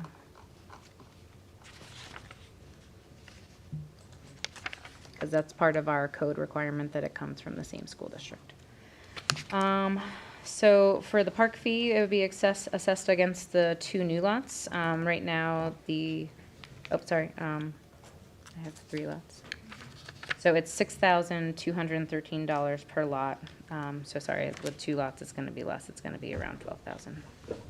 So you change that 18,000? Yeah, I'll change the math. So it'll be 6,213.83 times 2 for a total of 2 lots.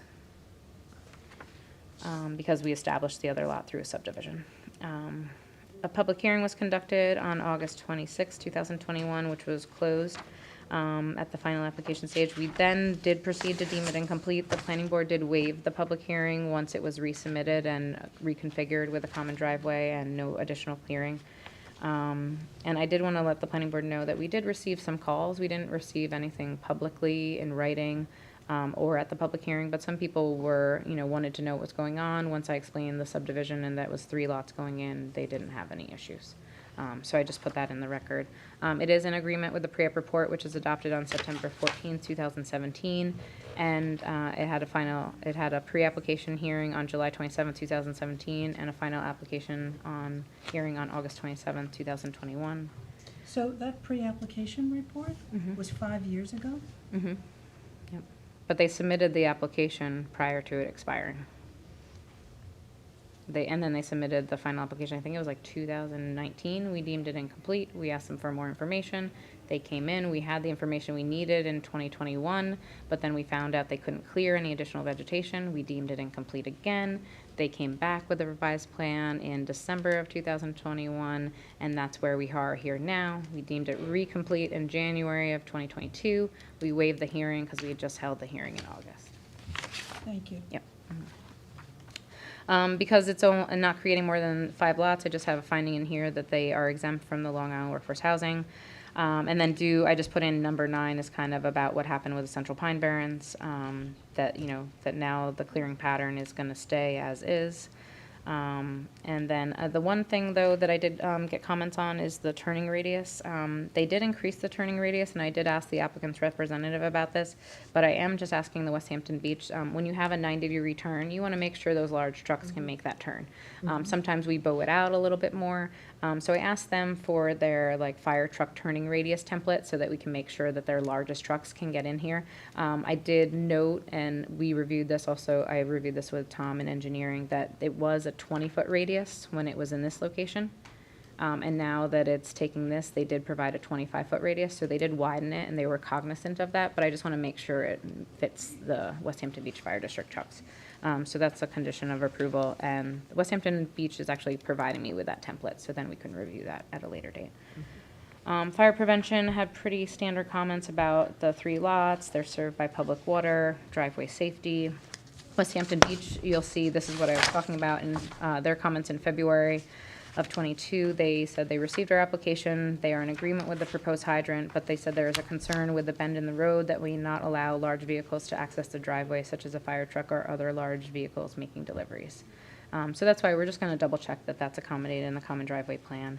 The town engineer gave recent comments of March 17th, so they will have to comply with all those comments.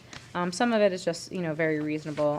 One additional thing to note for the record is because the common driveway changed, we want to make sure that they didn't go over the SWIP threshold of 25%.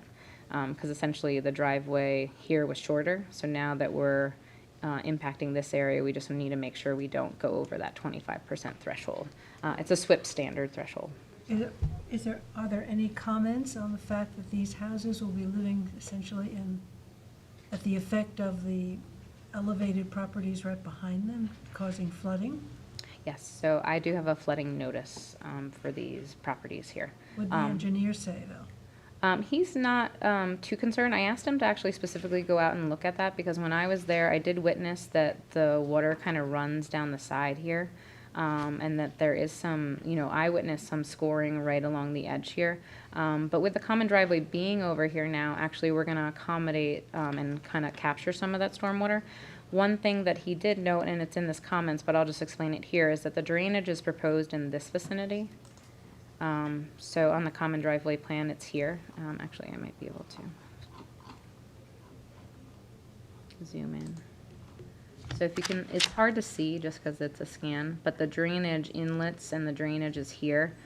We are asking that this apron be shifted to come up here because this is going to be the low-lying area of the common driveway and the drainage structures are here. He's asking that some of the drainage be on the outer side. So essentially, if these fill up, it won't be puddling. And essentially, if this is where all your drainage is and this is your lowest point where you're essentially directing all that stormwater to, why put the apron right there? Let's swing the apron up a little bit so that way it's not in that low-lying area so somebody who's accessing their property is going through a puddle in larger rain. Was there any consideration to do some planting, some buffering at the foot of those inclines? Here? To capture? No. Here? All along the property, Property line. Along here? no, the other side. This side, sorry. The other side, Here? yeah. Yeah. Right Oh, along like- that.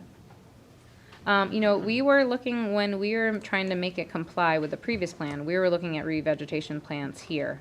But because this is kind of the clearing they're stuck with, we didn't ask for any plantings in this area here. The applicant would like to move forward with a soil management plan because they would like to bring the grade up, so I'll let him speak to that. It's kind of a separate issue as for the subdivision, but they would like to stockpile some areas. But Jackie, this is the site we were talking about possibly doing site plans for the new grading for the lots. So I did want to discuss that with the board. Right, but my question was, in order to, if these houses are sitting at the foot of elevated property, is there anything at the foot of those the elevated portion Yeah. that's going to block, because you're definitely going to have runoff coming down. Yep. affecting these properties, and so I think from a good planning standpoint, we need to address that. Yeah, I was concerned about that, because you're basically in a bowl, Yeah. and it's basically Pine Barrens vegetation on that hill. Yes, this is all vegetated here. So it's quite sandy, so you're gonna have mostly the water Yeah. percolating through. Right. Yep. But depending upon what's done between the slope and the hole that, where the houses are, Yeah. you could see. Yeah, so we did, and Jackie, you might be recalling this actually from the previous plan too, because I was gonna try to get the grade higher between each lot, because we had to revegetate. So I was like, if we're gonna revegetate here, but now they're kind of locked into their clearing. So I didn't go that far this time, but we can talk to the applicants about it. But when they were proposing to clear more, then they were revegetating in these areas. So what I was trying to do is I was trying to raise the grade and revegetate along these property boundaries as part of that reveg. They're kind of locked into their clearing now, so I'm not talking about clearing. Yeah, I'm talking but about you're talking like a row, vegetating, like a putting row of in something. at the foot of Okay. of that elevated Okay. land. And you know what, maybe I'll let Mike Shiano talk to that, because he's coming in with the erosion control plan. Okay. So maybe he can speak to that and how the erosion control plan is kind of, was devised, because right now they would like to stockpile, but they are saying that part of their, new fill and grading plan would be to raise these grades up. So he might be able to better speak to that and see if, vegetation would work well with that. I think we have to stay ahead of what could be a problem, you know. Yeah, and I for was houses. thinking that, I just didn't want to mandate anything quite yet, but we'll let him speak to the grading and fill plan. So they're basically planning to add Yeah. soil of some kind. Yeah. And they wanted to stockpile it. That And they was wanted to the issue. stockpile it, yeah. Yeah. So that's the basics. We'll take care of the common driveway stuff, but there was a few little tweaks that I think are smart, and I just discussed those with Tom. And then we'll just have the standard for Speedy's 3-inch drainage, and this number 8 of his is the flooding notice, so he did recommend engineering approval. Central Pine Barrens, I did get their comments, but you know what, it was a rough scan, so it's actually at the very back of this package, and I wasn't able to get it in the report, but I'll work on that after this meeting. But they basically are saying that now this project is in compliance with their standards. So they're noting that it is the 3.29 acres located at the Sophia Court. The standards basically is for sanitary code, vegetating, clearing limits. Because they're locked in, I am recommending that a conservation easement be established. So that way everyone knows exactly that they can't go over this clearing without going to the Pine Barrens, basically. So I'm recommending that this existing native vegetation, which they're not allowed to touch anymore, be restricted by a conservation easement. So that way all surveyors and all future property owners know that they're locked into that clearing. They're recommending fencing should be installed. I did have a recommendation for that as well, although, I wasn't quite sure how it would go right at the top of that bluff area there. Pine Barrens report at the end. Yeah, it's at the very, very end. Sorry, it was such a rough So they're scan that I recommending couldn't convert it Fencing to. should be installed on each lot to delineate and protect the area to remain natural. So, I mean, So I did looks like ask- they're looking at that. Yeah, I did ask for split rail fencing along the edge of the conservation easement, which would be basically along the edge of that native vegetation line. Similar to what we would do with open Right. space area. I mean, So that's number Yeah. 5 on the conditions. that's a step in the right direction, but I just don't know how much you're going to mitigate flooding and runoff. Yeah. And I think that's why they have a fill and grading plan that they're considering for each individual lot. So, I mean, if you're truly concerned, this is what we discussed in the staff meeting, we could ask for each house to come in with a site plan. So that way we can actually look at the specific fill plan for each lot, since it's a concern. Because I don't know if I necessarily want to tie each homeowner into exactly how their property is being graded now. Because it kind of depends on the design of their house, But if we have the site plan element, each house could come in so that we could review the flooding for it. That's one way of dealing with it. But I think It's just 3 we're houses. looking at site plan, we're looking at the overall site plan. I mean, that's where we have to do our observation and our requirements. It's hard to tell from the maps you have up there, Jackie, but, I mean, how much of a difference in elevation between the top of the slope and the flat, the cleared area we're looking at? This is like gradual right here. This is more of like a bluff almost. This So- almost looks like a bluff right here. 20, 30 feet, is that too? Uh, How much? Yeah, I'd say 15 to 20, because it varies right here. This is not as extreme, but this is definitely like a hill right here. Right. It's more gradual. This is where you get that. So, I mean, would you have any concerns Goes up there. about, you know, what's the word I'm looking for here? For the stability of that bluff? That was one of over my time? concerns with putting a fence there, is if we're putting a fence there, are we then Question, impacting? really, would you need more of a retaining wall to prevent that slope from slipping sometime in the future? It seemed fairly stable when I was there. I mean, I can't speak And I've for never it. been to I the can't property. speak for it, though, You yeah. could have a major storm. and- Yep. It had some vegetation, though, already growing on it since the sand operation had discontinued, but, And I think that goes back to my point that we don't know what's underneath environmentally. So stability would go by if there's fill there at all, or how What's in the much they, fill. yep, how much they cut into the walls. And it sort of depends upon where the building envelope is in relation to that hill. If it's far enough away, there's mitigation that you could, with proper planting, that will keep the hill from, We need to stabilize those hills, I would think. well, right? I have one in my backyard, so I'm Yeah, so fairly- you know. And it's absolutely stable. And just using natural vegetation. Vegetation. So we might want to require some kind of vegetative buffer along the edge of that to help. sometimes we can use like a native grass mix, so that it goes right there and kind of stabilizes everything. Do you- Sure, I Marty. can't have remember any- exactly how much vegetation was there, but there was some vegetation already there that was like doing well. Do you but- have any photos of the site? I do, yeah, actually, I do. I don't have them, on this computer, but I can email them to you guys. Okay, well, we're at action deadline here, so, you know. So the one thing too is I just wanted to get to the Conservation Board comments. They're basically saying it's the aquifer protection in Pine Barrens, it's a receiving area. This supports the redirection of development rights to this area because of the RAD. They talk about the Beaumark facility of the Air Force Base to the north, which Craig touched upon. The historic clearing and slopes in excess of 20%. They said the higher woods in the western and north portion critical to sustaining native pine barrens, so they are recommending a preservation with the slope and conservation easement. So that's where the conservation easement will essentially protect all of that. They did say that the building envelopes have been shifted to the open meadow area, which was one of their recommendations, and the common driveway is now being proposed on that southern and eastern boundary. So number 7 is they're speaking about kind of the filling and grading plans on number 7.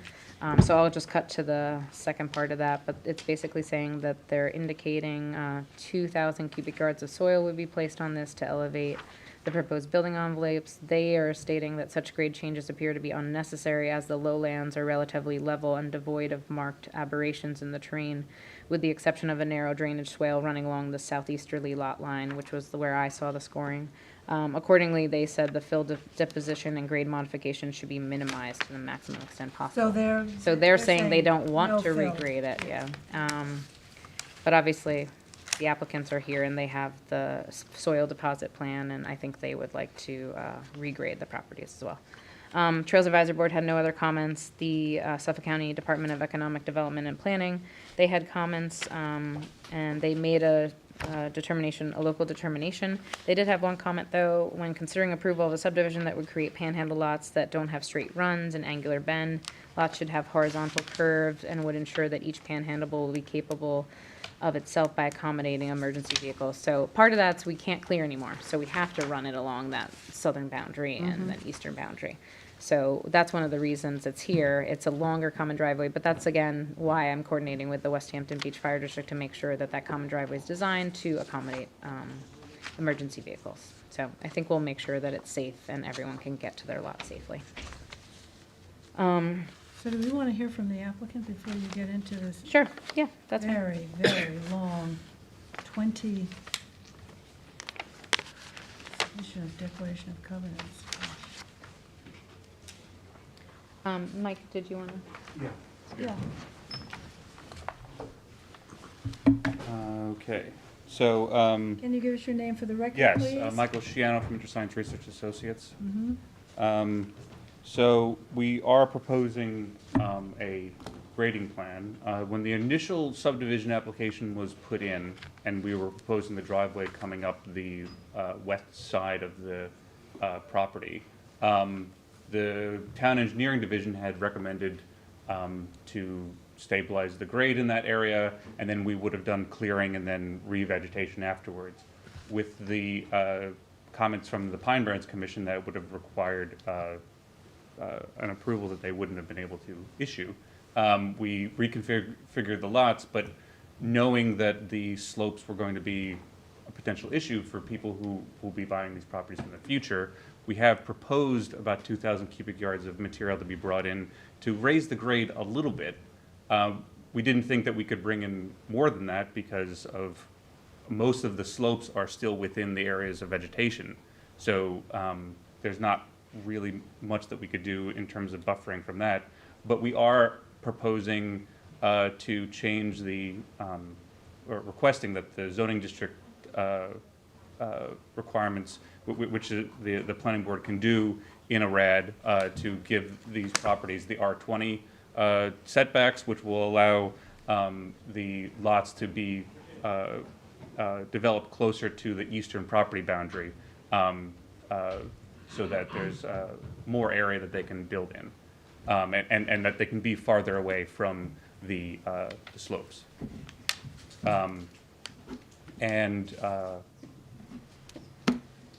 Yeah.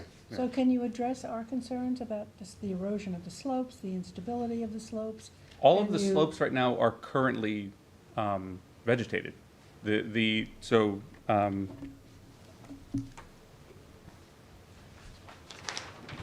Maybe a little bit easier to see right in front of you with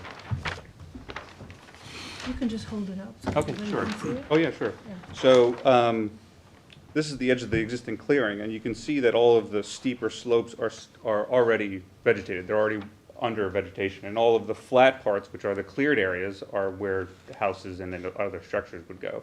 So there's already existing vegetation there, and on those slopes that we would think would be there to help hold all that stuff in Right, place. but you're saying that you don't think that you should augment that at the foot of these slopes, some kind of additional vegetation? Part of the issue would be that the northern lot would even further decrease the size of the building envelope. Well, not if you had R20 zoning. It does make it a little bit more difficult to build there.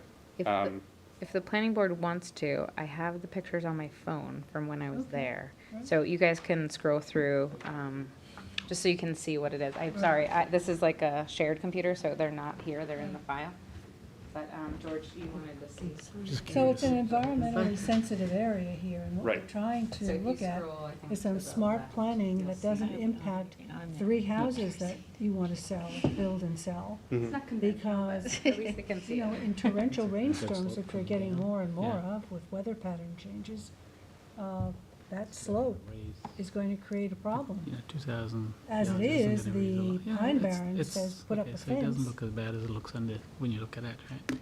Well, they want us to put up a fence so that it is visually clear to everyone That it's- that it's this is easement property. this is an easement property that we can't continue to clear past Well, that. we often do that as well. Oh, yeah, Yeah. yeah.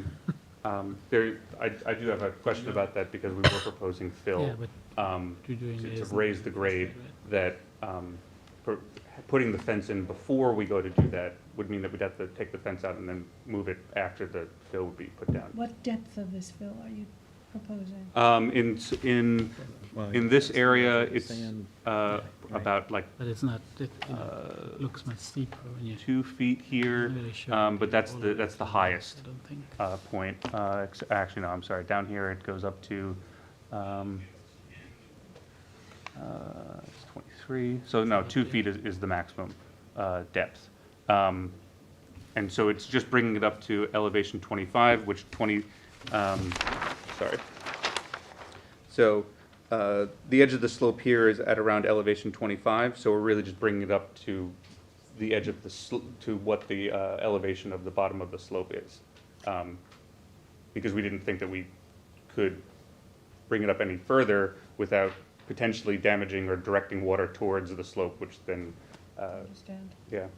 I was hoping that maybe we'd be able to get some type of, maybe like a swale at the end of here or somewhere in order to direct it, but because we can't do any more clearing, we were kind of held back with anything else that we could do in order to make the, But there are other tools in the toolbox other than clearing. There's vegetating, which is just the opposite, right? right.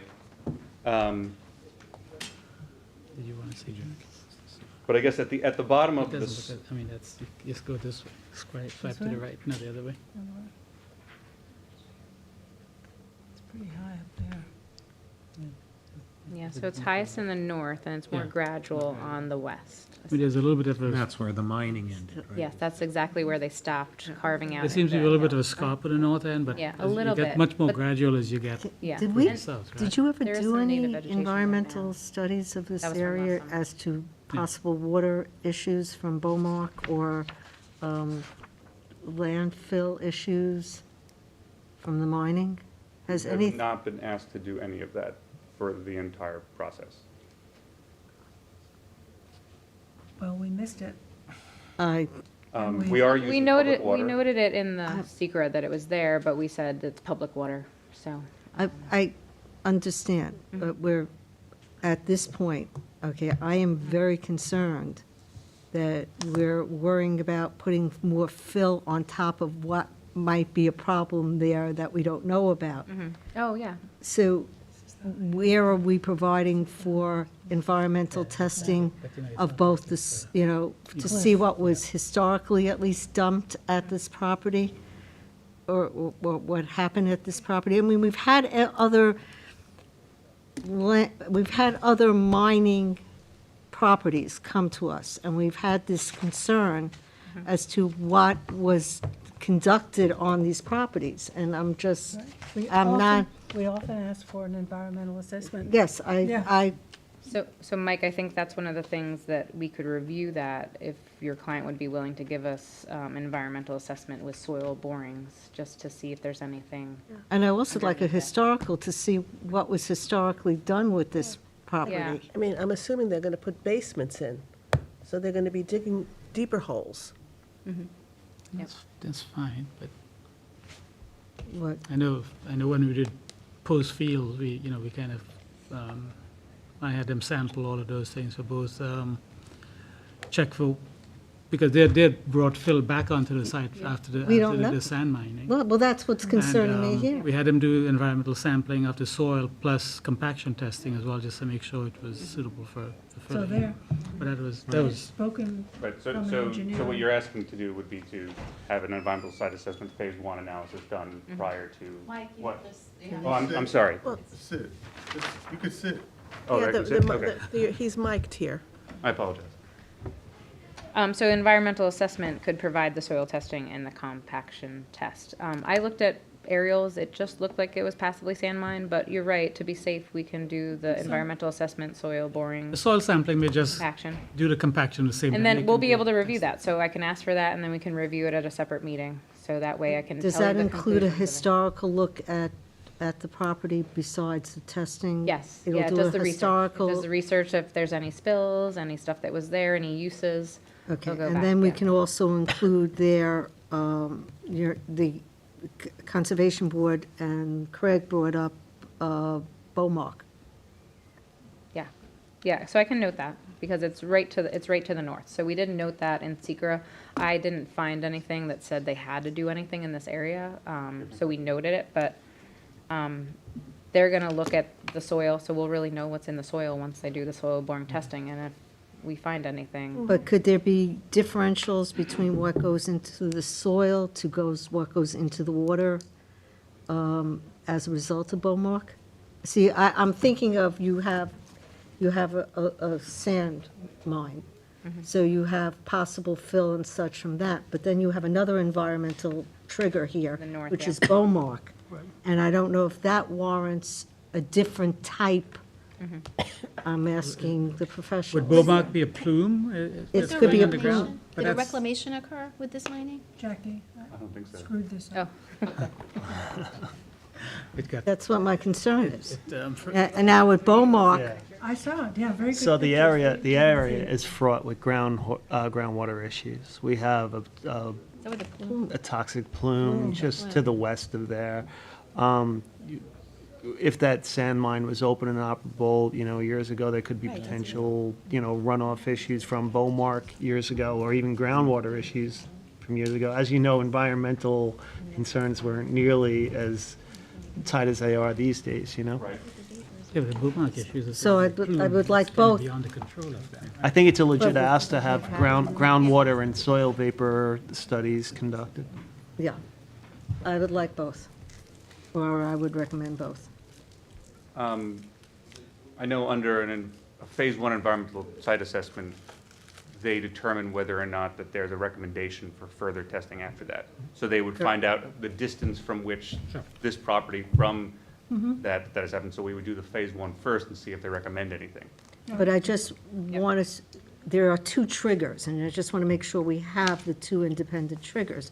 One is the actions of the mining company and what was done there as a result of that.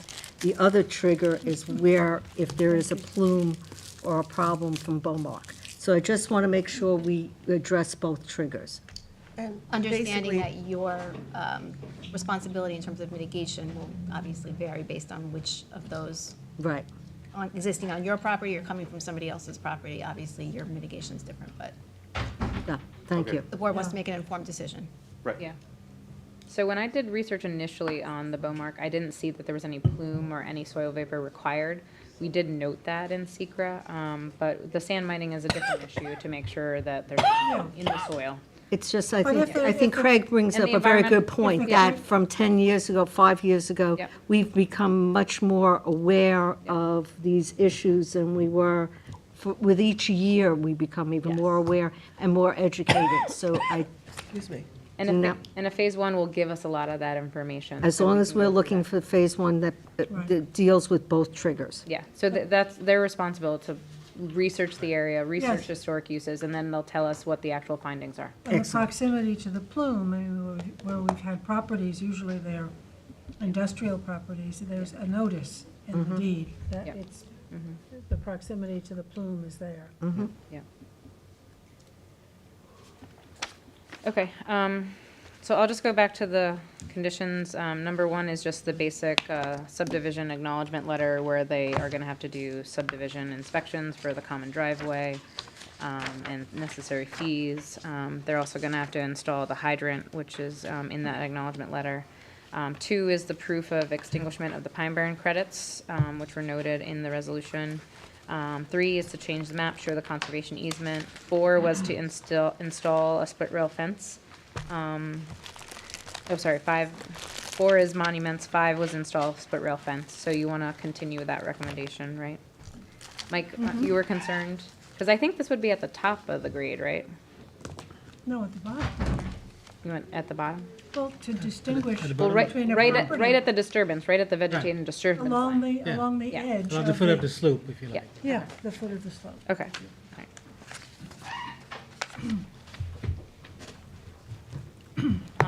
7 is standard street numbers. 4 is to ensure the turning radius with West Hampton Beach, so we'll work on that. Compliance with SWIP. So I think this is where I'll add the environmental assessment, Phase 1. What, before 7? I was gonna do it after 9, but I could do it before 7 if you'd like. Doesn't matter, Jack. You know what, I'll do it between 3 and 4. So that way it's really right in the front of it. All right, so I'll do the Phase 1 there, so that'll be the new 4. Now, do you guys want to look at the erosion control plans separately? I think we want to see them. Yeah, Yeah. because we don't have a cross-section right now. What we have is a soil, like deposit plan.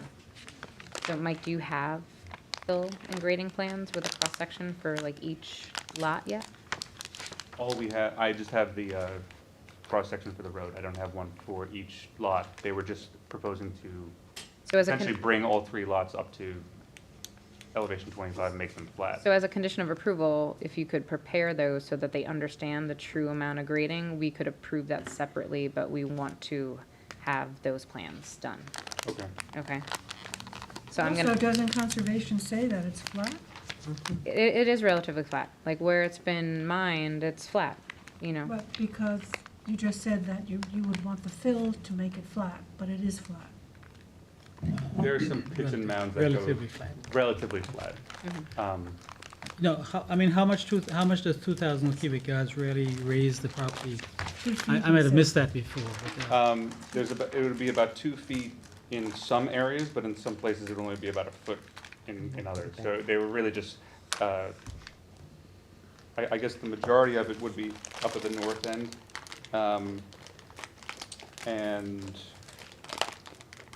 yeah, it's only like between 1 and 2 feet in most places. So it's gradually sloping, is that kind of, when you say 2 Yeah. feet at one? Yeah, it's down not to- very, Yeah. you know, like to the untrained eye, it's not noticeable. It kind of, you know, it's fairly flat. I've walked it though, you know, there's a little dip here and dip there. and that would be like fill or just And then, topsoil putting it? and then there was more, I guess, towards for the common driveway. There wasn't a lot, not a lot of the fill is dedicated to that, but there are places where, in order to even make it so that cars and emergency vehicles can get down it, there is some grading that definitely needs to be done there. Who Yeah, would look at, mostly who on the would south. normally look at that plan? Would it be conservation to evaluate it, or Usually no engineering. Engineering. engineering? So yeah. they'll make their recommendations and then Yeah, we'll see. I asked him if he had any concerns, because I did witness that it kind of, water comes down that eastern side, but he was like, well, with the common driveway, they're changing the grade, so he didn't have too much concerns with that. But he did want to make sure we didn't have ponding, but essentially we're raising the grade of the common driveway, which is going to kind of stop some of it. And, you know, so he did review that with the common driveway plan, and I told him, I was like, go out there, because I was like, along that eastern edge, it's pretty unique, where it's lower there, and there's a little bit of scoring right in this corner. But he said, you know, with the regrading of the common driveway, it accommodates most of that, but that's why he does recommend a flooding notice. So George, your question? But you still have to get from the common driveway to the house. So at this point, that material is going to be mostly fill type, not topsoil, right? Mostly It's clean fill. clean fill. Okay. Okay, so I'm going to add the environmental assessment for the soil testing, compaction, and historic uses. So I'll note that, and then I'll say we would like to review separate grading and fill plans for each lot. So that way you guys can take a look and really understand how each lot is impacted. Okay? And then I'm asking for the fence to be at the foot of the Jackie, I'm slope. sorry, That would include a cross-section for each property, or just one straight down the middle of it, or? I guess just it work- depends. Work with, Yeah. Tom and figure Yeah. out what he would want to see? Okay. Yeah, yeah. And that way the planning board can review it separately. Mhm. So we know exactly where that fill is being placed. Mhm. So then, the turning radius is where I was up to before, just ensuring, so, Mike, do you understand the 25% threshold? You're disturbing a little bit more with this common driveway that's longer, so we just want to make sure you're still under that threshold on your SWIP. Okay. Yeah, I wanted to get through this stage, make sure that the plan was good the way that it was, and then we were going to update the SWIP and make Okay, sure that. all right, great. So that's basically, you're updating the SWIP and you're showing that you're still Correct. below Are that. we also recommending, as been recommended here, any groundwater monitoring from conservation? I mean, it's going to be public water, I mean, We're not They're- really, they're- we're not doing anything that would, The number 3, I just would like to address Yeah. the concerns of conservation on number 3. you know, I think with the Phase 1 environmental assessment, we'll have information on that.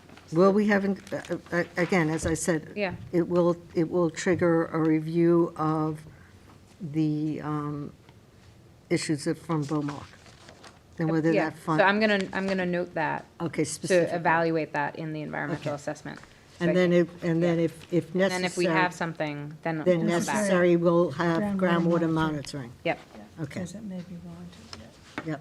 I just want to Yeah. make sure that. Yeah, that's- so I'll specifically it's in reference there. that. Yes, It could you needs to please? evaluate that with groundwater. Thank you. All right. So then moving on. So compliance with town engineer approval and approval of the plans. Covenants is for no further subdivision, noting the RAD, no lot line modifications, flag lot restrictions for all lots. All utilities shall be underground. No utility poles, lots. So Mike is asking for R20. I think because of the, how we're pushing them to that corner, I think R20 is appropriate. The lots could So that- technically sustain R40 because they're 42 roughly. But with them pushed over to the east, I think R20 is So reasonable. that just, it gives you a smaller setback to the. Yeah, to it the gives common you driveway, less so you can restrictive bring it setbacks, so forward. that way they can push everything to that one side. And with flag lots, they can choose which is their front and which is their rear. So they can, each property owner can choose how they want to orientate their house, basically, on a flag lot. Jackie, number 10 references 6 common driveway and drainage plans. That's what we asked for. Yeah. 6 copies. Oh, 6 Copies. copies. Thank you. Copies, not 6 plans. Yeah, okay, I thought we had 3 Oh, more yeah. driveways in here somewhere. Okay. Yeah. Oh, no, yeah, sorry. Yeah, so basically, engineering keeps 2, we keep 2, and the applicant gets 2. So where was I? That split rail fence shall be installed along the conservation easement, so I'm gonna note at the foot of the slope. This is your phone, Jackie. Jackie's. Yeah, you're buzzing.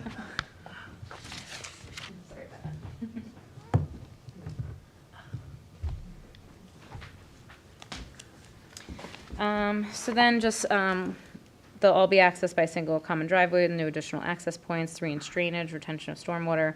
The rest are all just regular construction of construction of the common driveway. Notice covenants that they may be subject to flooding. And then I'm just gonna add installation of fire hydrant, prior to conveyance or building permit. Jackie, can I ask a question? Yep. On the retention of stormwater and erosion sediment control bullet, at the end you say, onto any proposed or existing street, can you just take out the proposed? Oh, or? absolutely, yeah, absolutely. I'm not proposing a street. Yeah, absolutely, no problem. So, and then submission of conservation easement, which will be accepted by the town board, submission of common driveway easement. And just the rest is title certification, mortgage consent, town attorney approval, town board acceptance, and submission of Mylars and paper prints.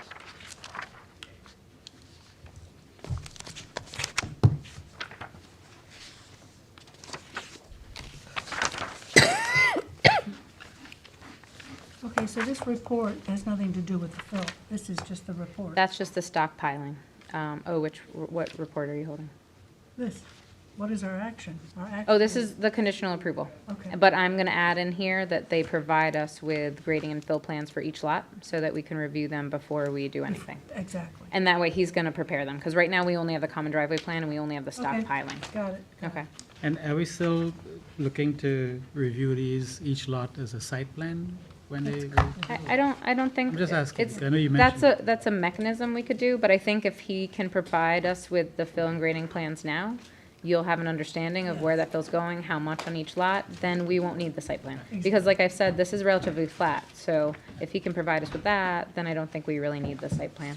Three less applications that come to the. Exactly, yeah. to the planning board. So this would be to act on the final condition approval as amended. Any other questions?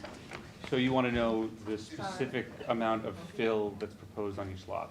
We have proposed grading on the grading and drainage plan. We don't have a cross-section for those, we just have the cross-section for the road. So I'm just, I think it would be good for them to visualize it, whether or not you can give us a cross-section for like everything, because it obviously slopes. So you might be able to give us a cross-section, so you can be like, this is lot 3, it's gonna go from 5 to 2 feet. Right. This is lot 2, this is gonna be from 2 to 1, and this is lot 1, 1 to 2. That way they can understand where it's actually going in relation to the lots. But you might be able to show it all as one cross-section and just show where that division is. okay. It depends, Right. Okay. Okay, any other questions from us? No. Okay, can I have a motion to approve as modified? Motion? Motion by Craig, second by I'll second. George, all in favor. Aye. Opposed, abstention, 6 in favor, 1 absent. Thank you. Thank you. corrections made. You've made all those changes. Yeah, I got them all. Took a lot of notes. And then, Thank you. We're up to Claire. yeah, if the board's okay, I just have one extension. It's an action deadline. So it's number 22 on the agenda, and it's just, this is one of Matt's applications. So it's literally a one-day extension from April 13th to April 14th, just to give me a little more time. What number? Number 22. 22. Radziwill. One day, right? Yeah, one-day extension. Okay, motion for the extension, motion by George, second by Robin, all in favor. Aye. Opposed, abstention, 6 in favor, 1 absent. And you're done, thank you, Justin. Thank you. Claire, That's fine. Yeah, I'll get it. Yeah. Yeah. Just Xing out of it. So my first one is number 11, West Hampton Beach Yacht. Beach Yacht Quadrant. Squadron. So this is an expedited review. I just want for clarification to tell the board and people who are new on the board that when a expedited review comes in, it's a shortened process of approval, but Janice Shira in the planning department has reviewed it according to certain standards. And if it complies with that, Right. then it comes to us. So- Right, exactly. There were some standards developed by the board with the Suffolk County Planning Commission about, it's kind of like 12 years now. Small projects, whereas you're not doing a large addition, you may be refacing something. So these are when I say expedited, I'm bringing something to you expedited, it's pretty straightforward. There's 1 or 2 planning issues, but not significant. In this case, they're taking the building for, that they use as the club for the West Hampton Beach Yacht Squadron, and they're raising it to be FEMA compliant. So same footprint, bring it up. I'll show you the plans. Claire, I'm sorry to interrupt. I just want to mention, I've been a member at the Yacht Squadron for 12 years. Up until this year. We actually did not renew our membership. So I want to defer to council, see if it would be appropriate or not for me to continue to vote on it, or? You're fine. Okay, You disclosed it, and that's all that's required. okay, thanks. So it's, this is the building, this is the site plan. I'm not quite sure if you want me to zoom in a little bit on this. And it's raising this building and providing a handicap access, which I think is very in keeping too. So this is the floor plan, but this, and let me switch it. So this is FEMA requirement, right? This is a FEMA requirement, and they're not required to do this, but it's obviously helping their insurance. It's, if an event happens, this is going to be, the building's going to survive because they've done this. So we want to encourage this to happen. It's going to cost them some money. And again, they're providing the handicap accessible ramp, which you can see right here. So I thought that was all in order, and I'm recommending approval. We've never seen this as a site plan, so I usually, on these things, I have a little catch-all that says any non-conforming lights be brought into conformance prior to the sign-off. But Janice has reviewed this, so. Yeah, she's understanding of this, yes. How high up is it now? What's the elevation? Oh, that's a great question, and I think I can zoom in here. So let's see what the elevation's gonna be. Obviously, that's all dependent on FEMA, and it's blurry, so. 24 Or feet? The top, but that's Oh, you- after elevation. After the elevation. Yeah. Looks like after the elevation. These plans are always better. I see my eyes are that good sitting here. I think it's because it's scanned in, it's actually very blurry. 24 feet 6 inches.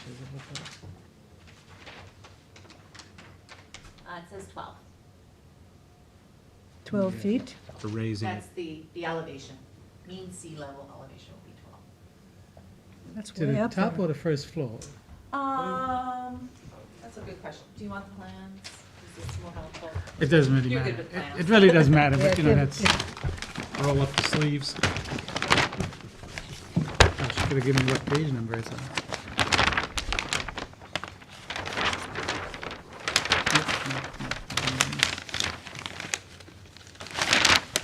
Third page, sorry, yeah.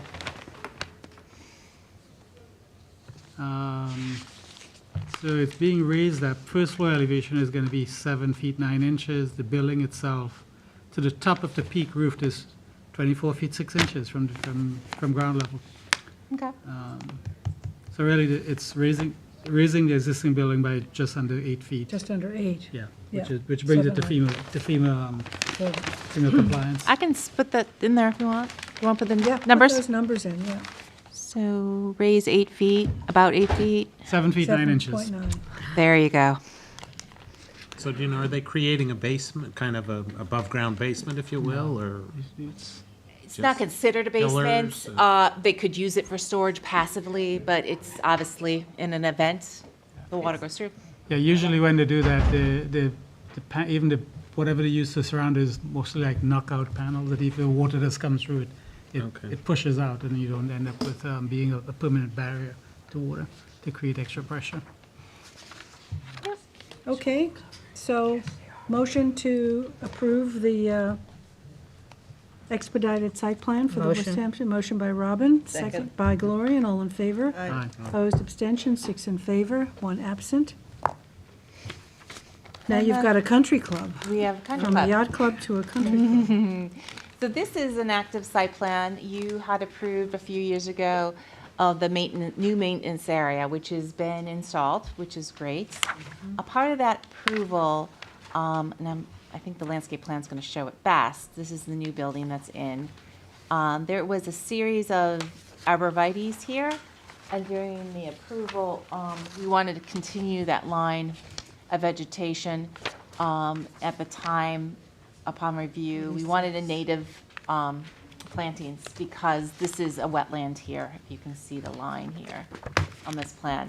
So that was what's recommended. It was part of the approval. The applicant is here to request 2 things. One is for it to be reapproved, the site plan, so they can finish up and complete the CO. But another is to substitute the red cedars for one for arborvitae, because they find it to be better in terms of screening and maintenance purposes. And salt. Yeah, so I did, at Jackie's request, I consulted with the Environmental Division, and they, because of the proximity to wetlands, still think that the cedars are more appropriate.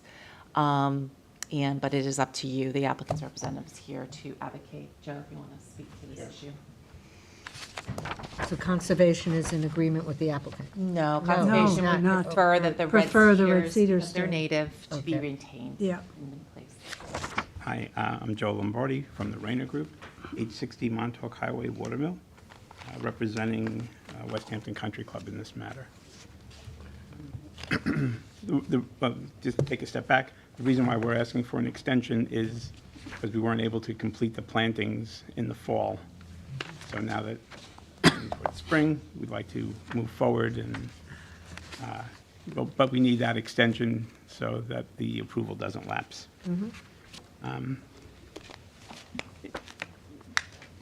Even though, the cedars were part of the approval, the superintendent over at the club has expressed the fact that they don't seem to do well on the site over time.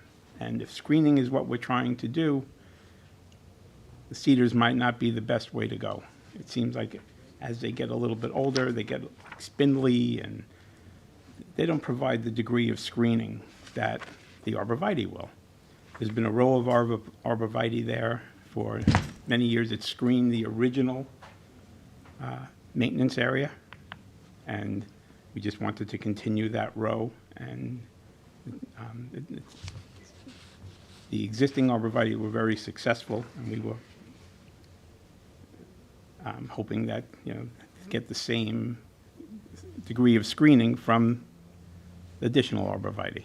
Joe, aren't arborvitae like candy for the deer? Yes.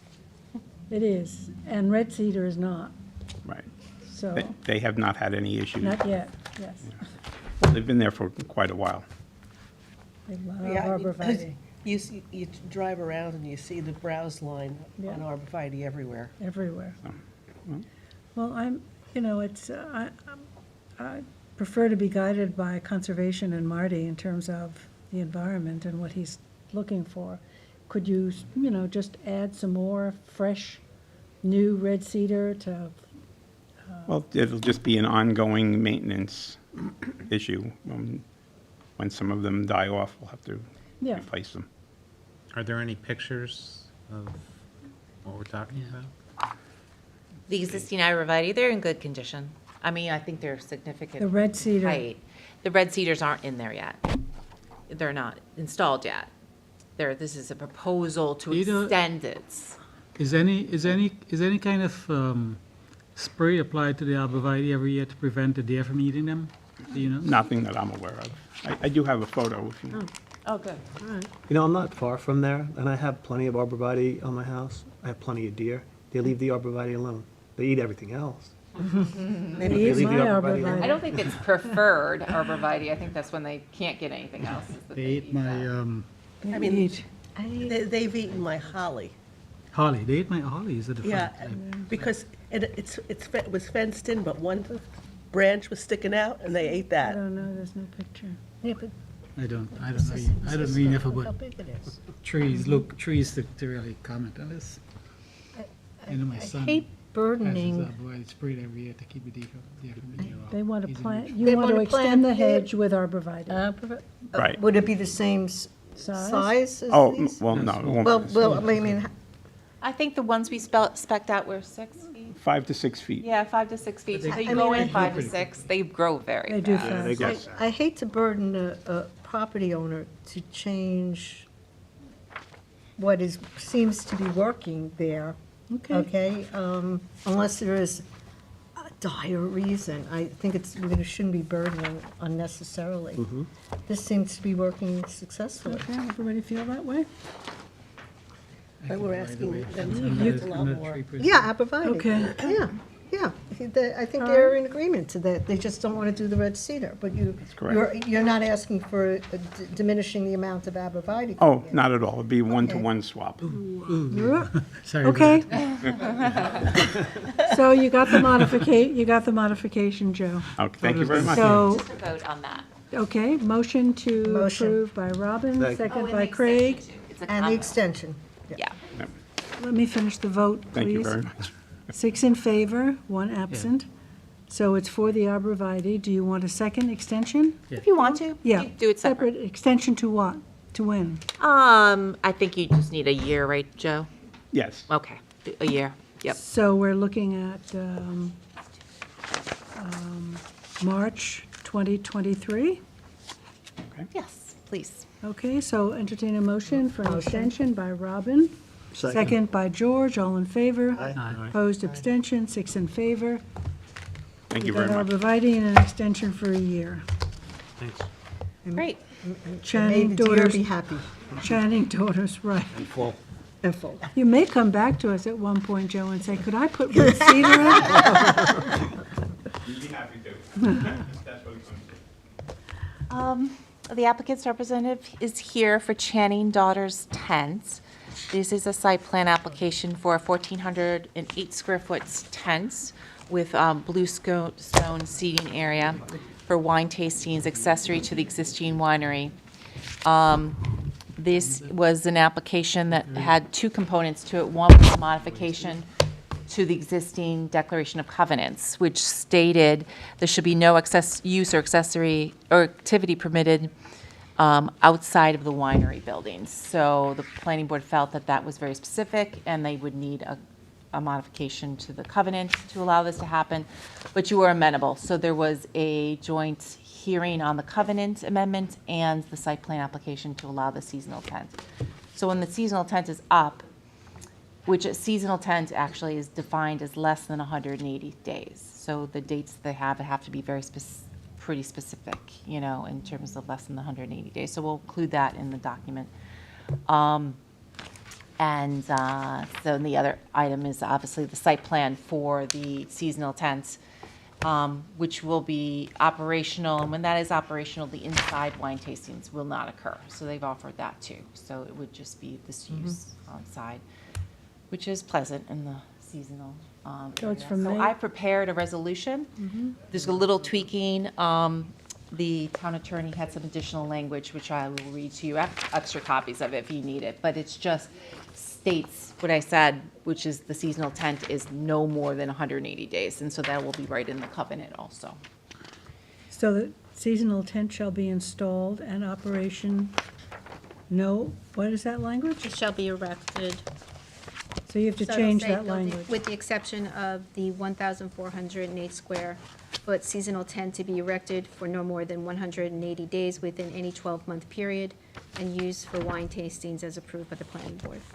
That's that additional language to your resolution. Okay, that you great. see. That- It's Okay. very clear. Thank No, you. I think it's good. And then do you need something regarding that, then there's nothing in interior? Or, What do you mean? because they said that if, while the tent is up, they were not going to do wine tastings in the Inside. building. That's the first time hearing about it. If that's something you want covenanted, we should. I'm asking, that's, I don't know. I think that, yes, well, we should have that in the covenant or as a condition of approval. It's up to you. Well, Covenant. I Put think it in then put it in covenant. the covenant. If it's, Sure. part of the reason that you're giving the tent is the fact that we won't have also inside the building, then it should be in the covenant. Basically, it's the same amount of people, but instead of Right. inside, it's outside. Correct. So we're not adding to the Seasonal. You're amount not of doubling the- patrons. Right, Seasonally. yeah. Did I misspeak? Wayne, is that correct? Do you want to address this? It's the first I heard of it. so- Yeah, I remember them saying that. Yeah. Yeah. Hello, it's Wayne Bruin, O'Shea Marcinsick and Bruin on behalf of the Channing daughters. We don't have a problem with the condition, and frankly, I would tell you a condition is more enforceable than a covenant, but the point is, the covenant is to put a future owner on notice that this is a condition here.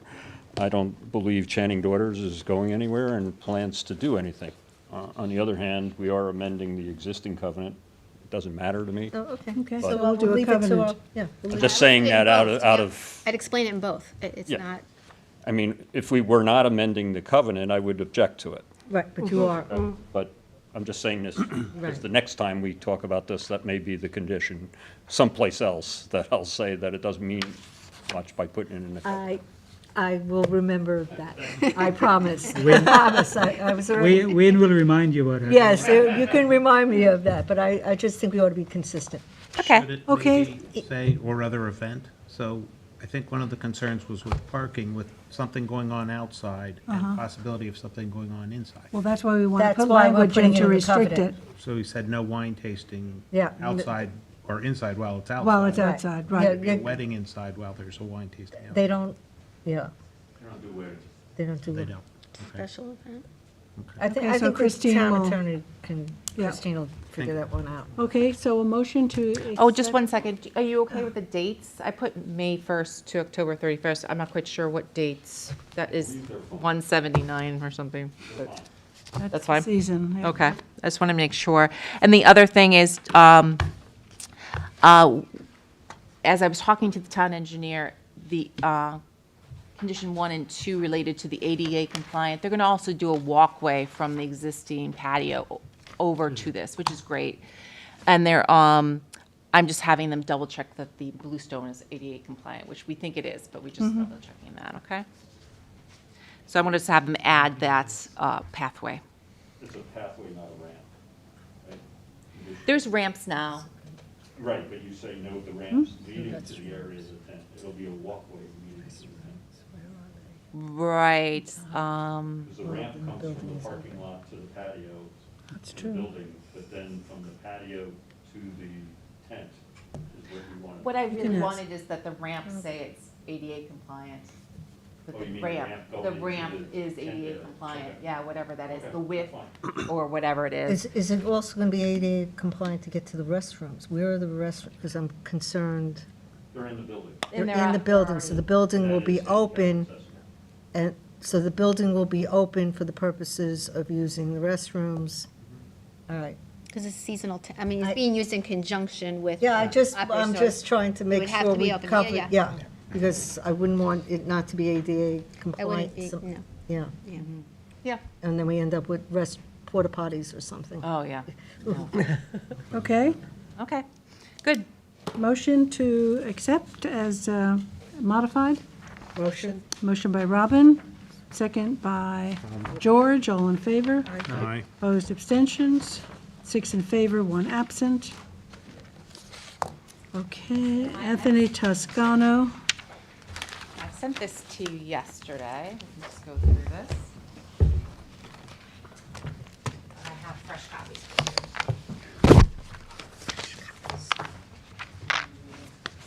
So we don't have to look in the big thing. Thank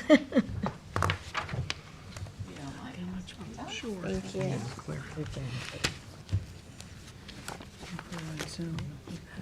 I'm just gonna put the two plans out for you too, unless you want individual plans, I got a couple. No, you could just hold it up.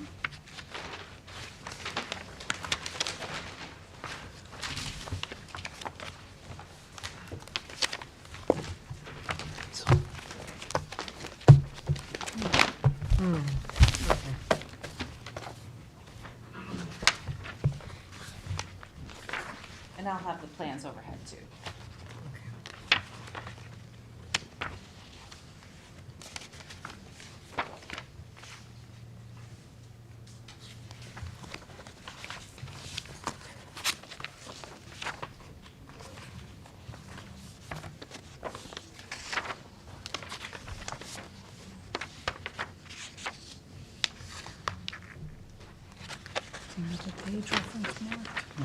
So this is a site between, on Spiek Riverhead Road. It is proposal for 12,000 square foot building to be used for 6 special trade contractor uses. It's currently very vegetated on the property.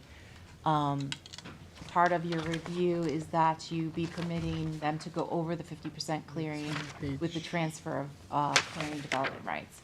This is the Bucell property to the north. That's a site plan that you reviewed in conformance, and this is Beyond Properties to the south, which is the Brody complex. So I'll go quickly through the staff report. If you have any questions, you can definitely stop me. There was a public hearing, and there were no public comments in January 13th. Page 60. It's APOD, right? It's in the It upper is a, Britain. yep, and as I said, And the Pine Barrens compatible. Incompatible, yep. So that allows, Pine Barrens allows up to the 65%. They're gonna propose about 64% with that transfer of development rights. Oh, they're transferring development rights. Yes, to allow that, the additional 14% on the property. You had done SECR back in November 2021, that included a negative declaration. Now, this is adjacent to the Superfund site to the north, a couple of properties to the north. And there's 2 monitoring wells related to that on this site. They're removing those and having 1 monitoring well remaining for the monitoring of the site to the north. That is a proposed location, and that's shown on the site plan there. Do you need DEC approval for that? Yes. To remove a? Yeah, the DC is the one driving this. It's like, okay, we're removing the 2 monitoring wells and we're having 1 that they'll use continuously to monitor the situation. In this case, there's no basement for this. That's how they're solving that problem, that they're having no basements in this property, right? Yeah, sorry, and when you do speak, you have to identify yourself. Yes, sir. Yeah, otherwise. Chris Barletta from Sand Pebble on behalf of the owner. Great, thanks. You could stay there. So do you want to go on to the referrals? Yep. Okay, great. I have that attached. The town architectural review board indicated approval. The town engineers indicated approval. They just need some notes related to the SWIP being consistent with the site plan, the fee, and the pre-application meeting. He actually did pay the fee, so that's all in order. So this referral from the Pine Barrens that we received back in January, they just pointed out that their restrictions, our restrictions being the 50%, they were concerned that the cross-access that is proposed, I'm sorry, I'll show that on the plan. This is the plan. That the cross-access was not included in the clearing, but it is. It's part of the calculation. So if that ever is implemented, they'll still be in conformance with the 64%. So that's good. And the other point that they made, which was a valid one, is that at the time of construction, that a fence line go up, so there's no, accidental clearing on the property. So that will have as a condition of approval. So that's just to summarize her points in their report. Okay, we've not read this, so anything else on it's a 4-page Pine Barrens report. Mm-hmm. Do you want me to? Well, just highlights, it's, Yeah.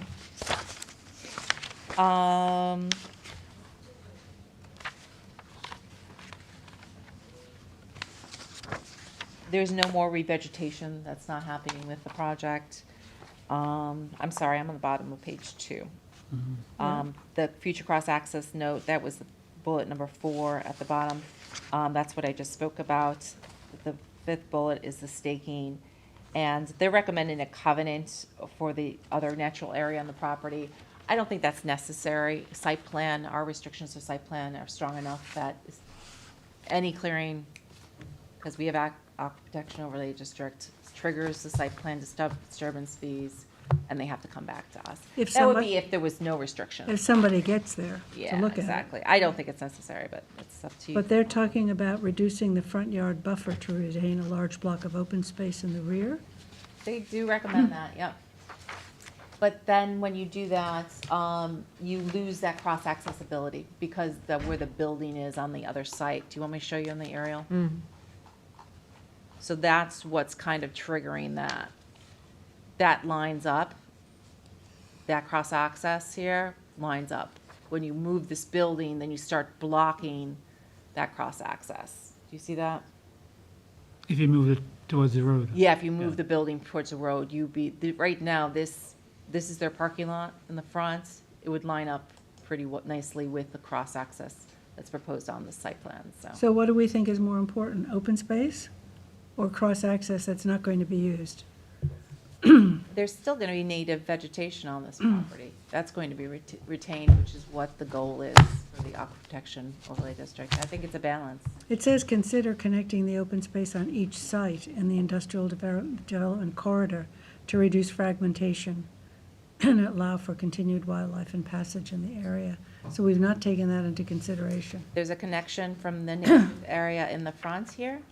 That's going to continue. Maintain. And then this area in the back is going to be maintained. And then this connects to this area on the Spionk property. What development is that below?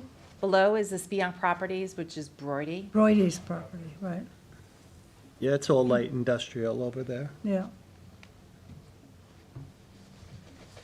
So yeah, that's the comment on 3 with the reduced buffer. We'll have a condition for the no more than 15%, and I'm gonna have that as a note on the approval, and we'll put it on the site plan also. The landscaping, there's some additional plantings he's doing once he clears out for the covenant, and it's native vegetation that's going into that area. And retain existing vegetation to the greatest extent possible.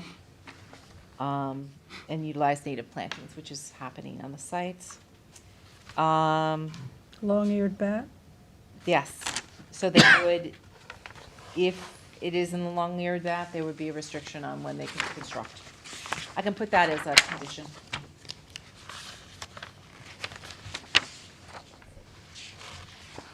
And then they've identified milkweed being in the area, but that, I do not think that would be, that's more of a wetlands plants. I don't think you'd find that here. And then it is a pitch pine forest, she's identified that correctly.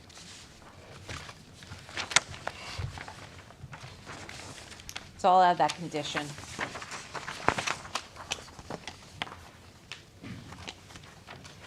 That's the referrals. Let me just see what else. So there's special exception standards, and the application meets all of those. I don't have anything A through M. Did you want me to address anything? Why is it in special exception, Claire? All special trade contractors are special exceptions. If I might just add one comment. Sure. As we develop that area with more light industrial, which I think is actually beneficial to the area, it's perfect for it. We've also preserved an awful lot of land over there, 160 acres, formerly known as the Woodfield Gables subdivision.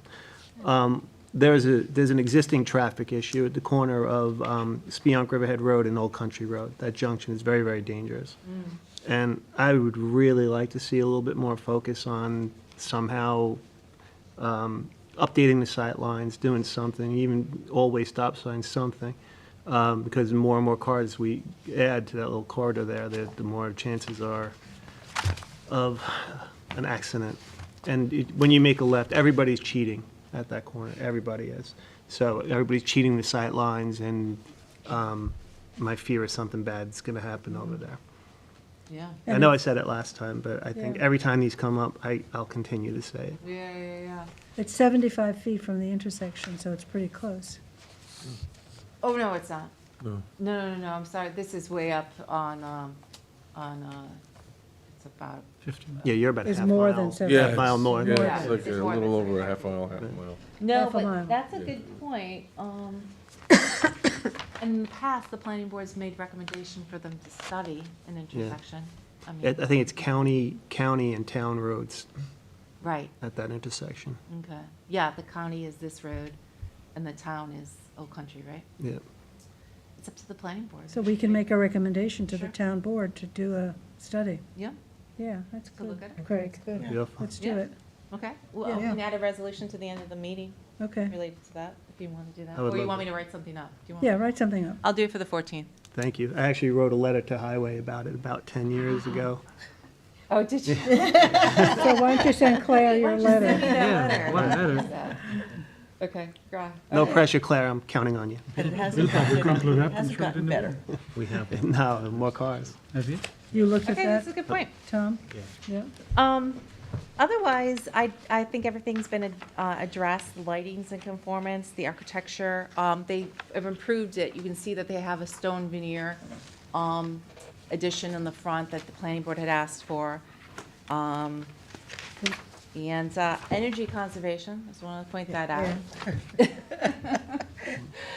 We encourage it if you want to do something, so, They're open to it, yeah. yeah, so If take a they- look yeah. and see if something can happen there. So is that, yeah, Yes. that's sustainability. Yeah, that's sustainability, so we would look at, I just asking for some landscaping in front of the dumpsters, because there's a little Okay. view of that, and of course, mechanicals will be screened. So I have a resolution, it's attached to the packet.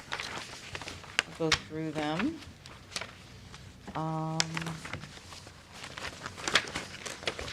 My first one is that it's under the be it resolved, the special exception approval is granted, and there's no outdoor storage with this, so any future outdoor storage, you look at it as review. That's number one. And under the resolve for the site plan, all changes to be made in the site plan, that's our typical. The drainage on the site plan will be updated to match the drainage specified in the SWIP is B. C is note the clearing amount and natural vegetation on page C5. D is note the access roads are included in the area of clearing, but not to be cleared without planning board approval. E is note the cleared area to the southwest to be revegetated with native ground cover, example bearberry, and allowed to revert to natural vegetation. F is indicate additional red cedars, 6 foot tall, 5 foot on center to screen the proposed dumpster. G is the note that no more than 15% of the site may be placed in fertilizer dependent vegetation. H is note the type of fencing of the dumpster. I is the compliance with the public safety comments, including key box and dumpster. Changes to the building elevations. This is A, B, and C is just some notes about the materials and colors. They had a sample board, but we just need it reflected on the elevation, so that's typical. General conditions, the clearing limitations shall be staked in the field prior to commencement of work. HVAC systems should be screened and located not to be visible. No donk to dust lighting fixtures. All proposed lighting shall be shielded. All LEDs should be 3,000 Kelvin or less. F is the highway work permits. G is the engineering fee, which I think was paid, so I'm just probably going to strike that. I'm just going to take that out of there. H is the requirements for the pre-construction meeting. I is the amount of fertilizer dependent vegetation is 15%, or is no more than 15%, sorry. And then I'm going to have a new IJ Avenue J that says, if this is a habitat for long-eared bat, they have to comply with the New York State standards. Okay? Can we Four. see the elevation? I'm sorry. Yes. Did you? Oh, yeah. Yeah. Yeah. This is the front elevation. This is what you'd be seeing. Again, there is a front buffer.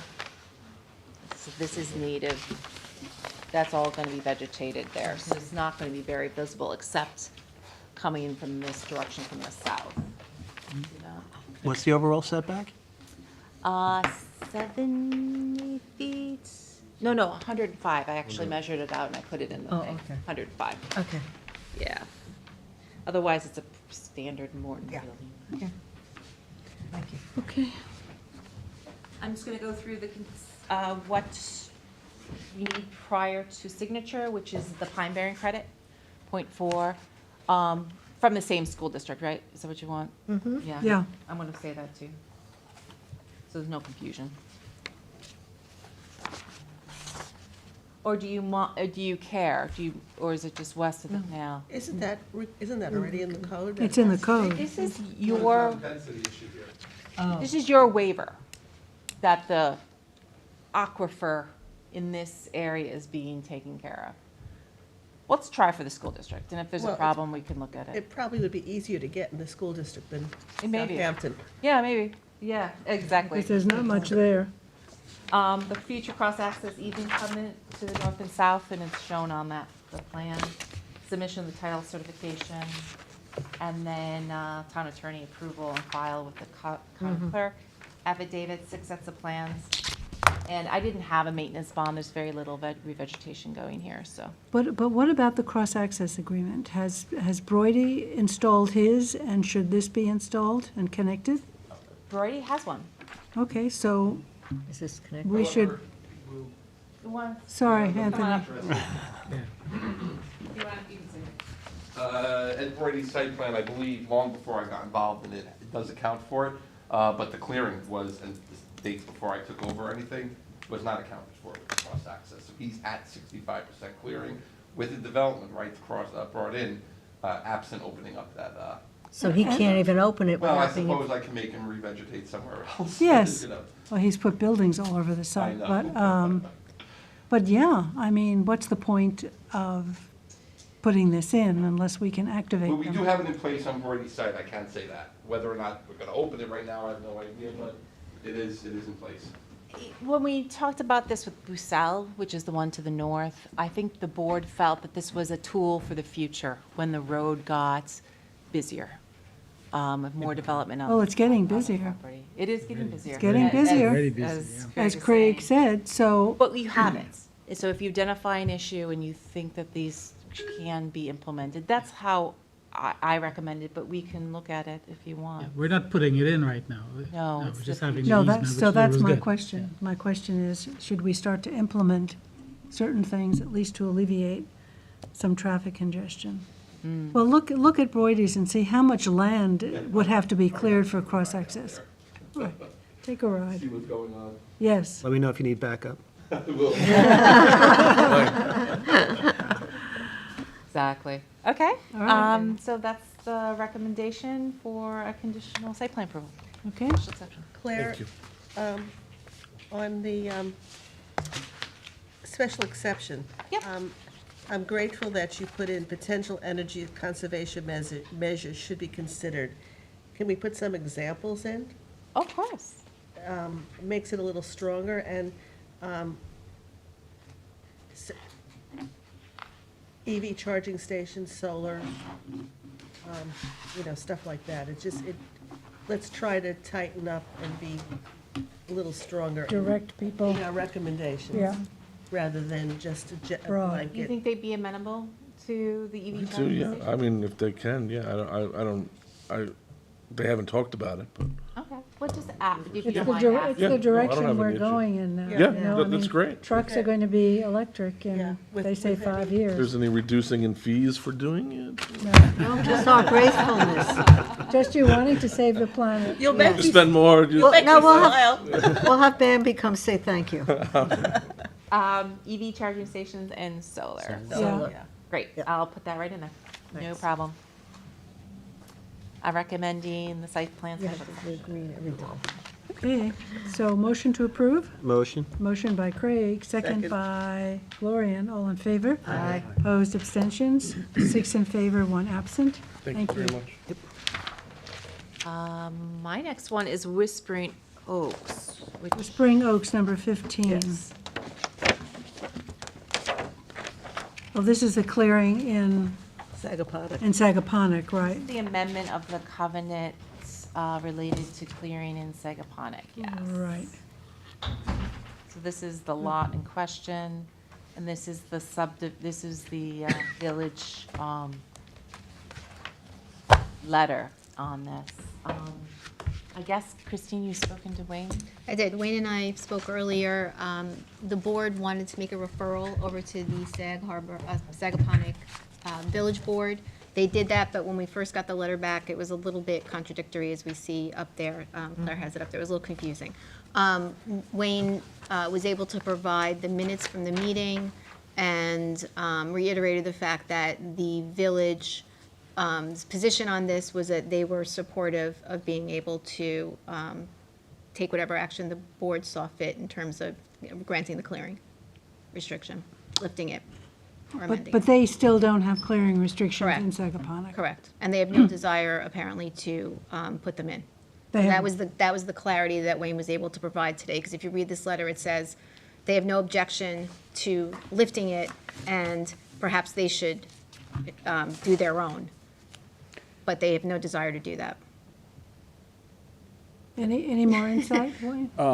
A couple things. So the letter, so I went back to the minutes, and more importantly, I went back to the village attorneys. Mr. Tohill, as you know, is stepping down. He's still a consultant to the village, and Brian Egan is currently the new village attorney, and I talked to both of them. In particular, after the question was clarifying, trying to go back and see if how or whatever we can do to clarify the letter. Both of them told me this would take a month or two.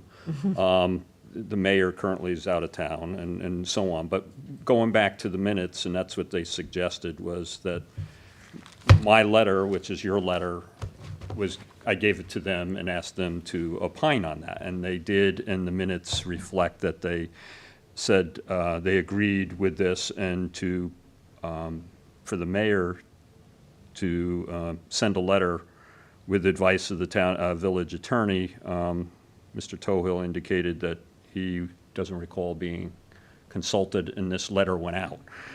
The letter, however, says two things. It says, if you see it there, it says they have no objection to the extinguishment 66, if you don't have. Yeah, no, of the covenant, and then they have a second sentence that says they have no objection to the replacement of the covenant. The point is, they have no objection whichever way you want to go, but I would submit, and as I presented in the letter, the whole purpose of this is the fact that the village, when they were created, clearly did not want to undertake the Aquifer Protection Overlay District or clearing restrictions, and they do not, at this point, have any desire to do so, nor do they have any authority to even enforce these covenants. So what's happening and how this comes about is that every time someone is buying or selling, it comes up as a title issue. And the problem is, you go to the village and they say, we don't care.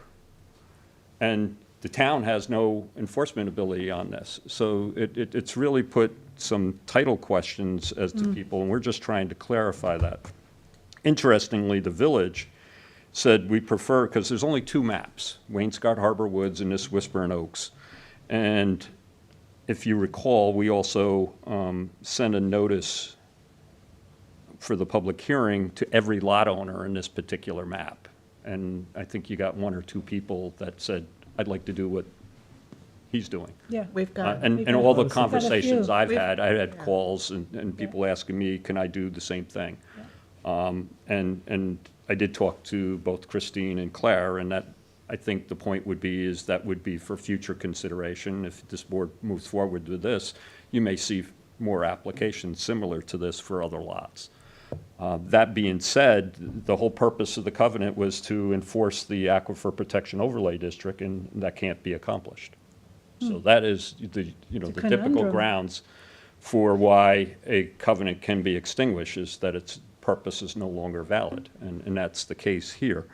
So that's what we've asked for, and I believe the village is saying, well, if you want to amend it, the problem with amending it is we amend it, they're still not going to enforce it, no matter what number you put on it. They have no authority to do that. And more So this is different than all your other cases in the town where we amend it to be what the current code is.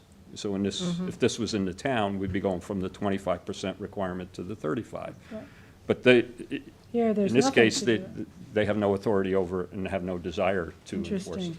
The What? important thing of that is the enforcement. They have no desire to do it. I mean, you could amend it if they were a willing participant and wanted to become a third-party enforcement agency, and you went through the whole process again, but they have no desire to do that. That's not what they want to see, so they don't want those clearing restrictions.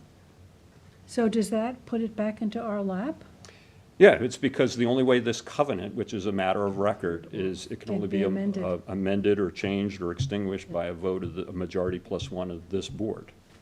And so that's the permission we're seeking, and then if you authorize that, we would do the amendment on this lot, and then you may see, as I indicated, subsequent applications on all the other lots. So when you say extinguish, Wayne, you Extinguish mean- that clause. And the covenant So is that still all of the there, but we property- would just No, no, say no, that just this. one. But when you act today, because this is the only application before you, you would be extinguishing it for this lot. Okay. Wayne has indicated there are others that may ask you for the same thing. I've indicated to him, we can't do it here, and I don't suggest you doing it en masse. Right. But if he comes forward with 5 or 10 a group of them, Right. you can do them in a grouping as long as the notifications are all satisfied, such that they can each have a copy upon your final determination and mark their deeds with the relevant notations that has Good. been amended. That's sensible. Because As if far it as the is, covenant, all we're asking to do, there's other covenant provisions in this, which arguably are still not enforceable by the village, but, they're broad, like no further subdivision, there might be a couple common driveways, which basically all been implemented. So the common driveways are in place and things like that, so I don't suspect there's any change. But all we're asking is just this one clause to be extinguished with respect to that the one- clearing restriction. On 'cause that that's one, the- this one property. Only on this one lot. You may get Understand. future Yeah. applications on other, but all the other covenant provisions still are there, and we're not extinguishing the Right. entire document, just the clause. And you've all done the right thing in terms of giving deference to the now board that's presiding over this jurisdictionally, Yeah. and they've indicated to you that they have no interest in Great. seeing it. I'm glad we did that. Okay, so how do we feel about this? Are we gonna, is this, are Distinguish these lots this? actually in the Aquifer Protection Overlay District there? No I thought one longer. of the comments we saw from the right, people who wrote into us was Yeah. that this was mistakenly identified as being the APOD. Is this actually? No, the- originally, when it was Mistake. the town, before the Yeah. village, it was in the aquifer protection, everything north of Montauk Highway, extending all the way to the town line. And when the village was created, they didn't adopt aquifer protection overlay district in their village zoning. So they didn't adopt it, but that doesn't mean that it would be appropriate to have it. Even if they did, they would have to, they still Enforce it. don't have enforcement powers, but that was the intent for it. But they would have to adopt something similar. They would have their own clearing restriction covenant. The Yeah. intent was would match whatever the town requirements were. Yeah. So- No, Interesting. I mean, I understand, and the Sagaponic does not want this, but if we really cared about the aquifer, environmentally, this is probably still appropriate, but the village has chosen to not. That's a not- political decision, yeah. Yes, yeah, yeah, and nor will they enforce it. right, which Yeah. that's their prerogative, and I understand that. Yeah. Yeah. Yeah. Okay, so what's our action here? I'd like to write it. Would I'd you like and to Christine write the it? decision with a Okay. consultation with, Christine, with Okay. council, Council. okay? so I'll do it for the 14th if everybody's amenable. Good, thank Okay? you. That's Great. fine. Thanks, Thank you. Wayne. Thank you, Christine. Okay, 192 is ZBA referral. Yes, so I have a referral for you. This is a ZBA referral for a project in the packet. Actually, I'll show you. This was a site plan that you reviewed 76. for,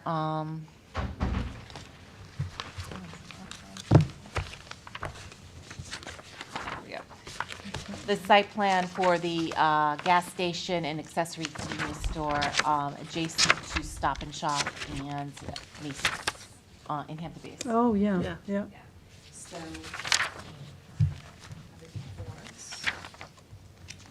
So it's in front of the ZBA for a sign. Yeah, right? yeah. Thank you.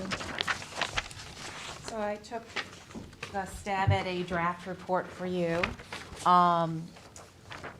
which identifies the two variances being requested. One is that they'd like a reduced front yard setback of 6 to 6 feet from the 20. And also they'd like to increase the square footage of the sign, which includes the monument support, from 32 square feet, which is what a monument sign is permitted in highway business, to 49 square feet. The reduced setback from the 20 required to 6 feet is because in the application, the area is vegetated to each side. That's, there's vegetation. There's some vegetation here, but there's more significant vegetation on this side. So they say it's not visible, and that's why they're asking for the reduced setback in the front. I, as a planner, this is a whole new, brand new site plan, should comply. Mm-hmm. That's my recommendation, but I want to get your viewpoints if we want to. I think it needs to be stronger, yeah. Needs Yeah, to be so- stronger. Like number one, as a completely new site plan, we recommend that it comply to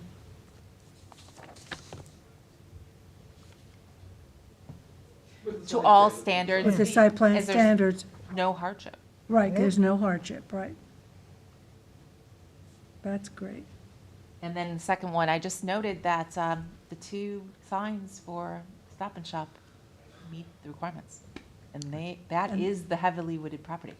Right. So, you know, then you treat, when do you stop then? You But know? what's your number one, finds that the proposal shall be modified to, oh, that's what we just did. Yes, right? so I'm going It to say should- as it's a completely new site plan. Right. Said that, but And yeah, there is no hardship. And I'm going to say there's. No hardship. And then second, It's just a notation that, they can make it work, I guess, right? yeah, they can make it work. Yeah. That's right. How's that? We can adopt that? Oh, of course. Well. Well, let us finish. Is it? Do we usually let CBA? No, usually not for ZBA referral. Yeah. But why don't we say it should be noted instead of saying that signs located on a heavily wooded parcel to the west both comply with the required setback of 20 feet. And this should too. I mean, what footage do they want as a setback? 6 feet. 6 feet. 6, oh, It's like bringing it all gosh. the way up on the road. Yeah, it's up on the road, yeah. No, And it it's should gonna- comply with the 20-foot setback as other wooded properties exhibit.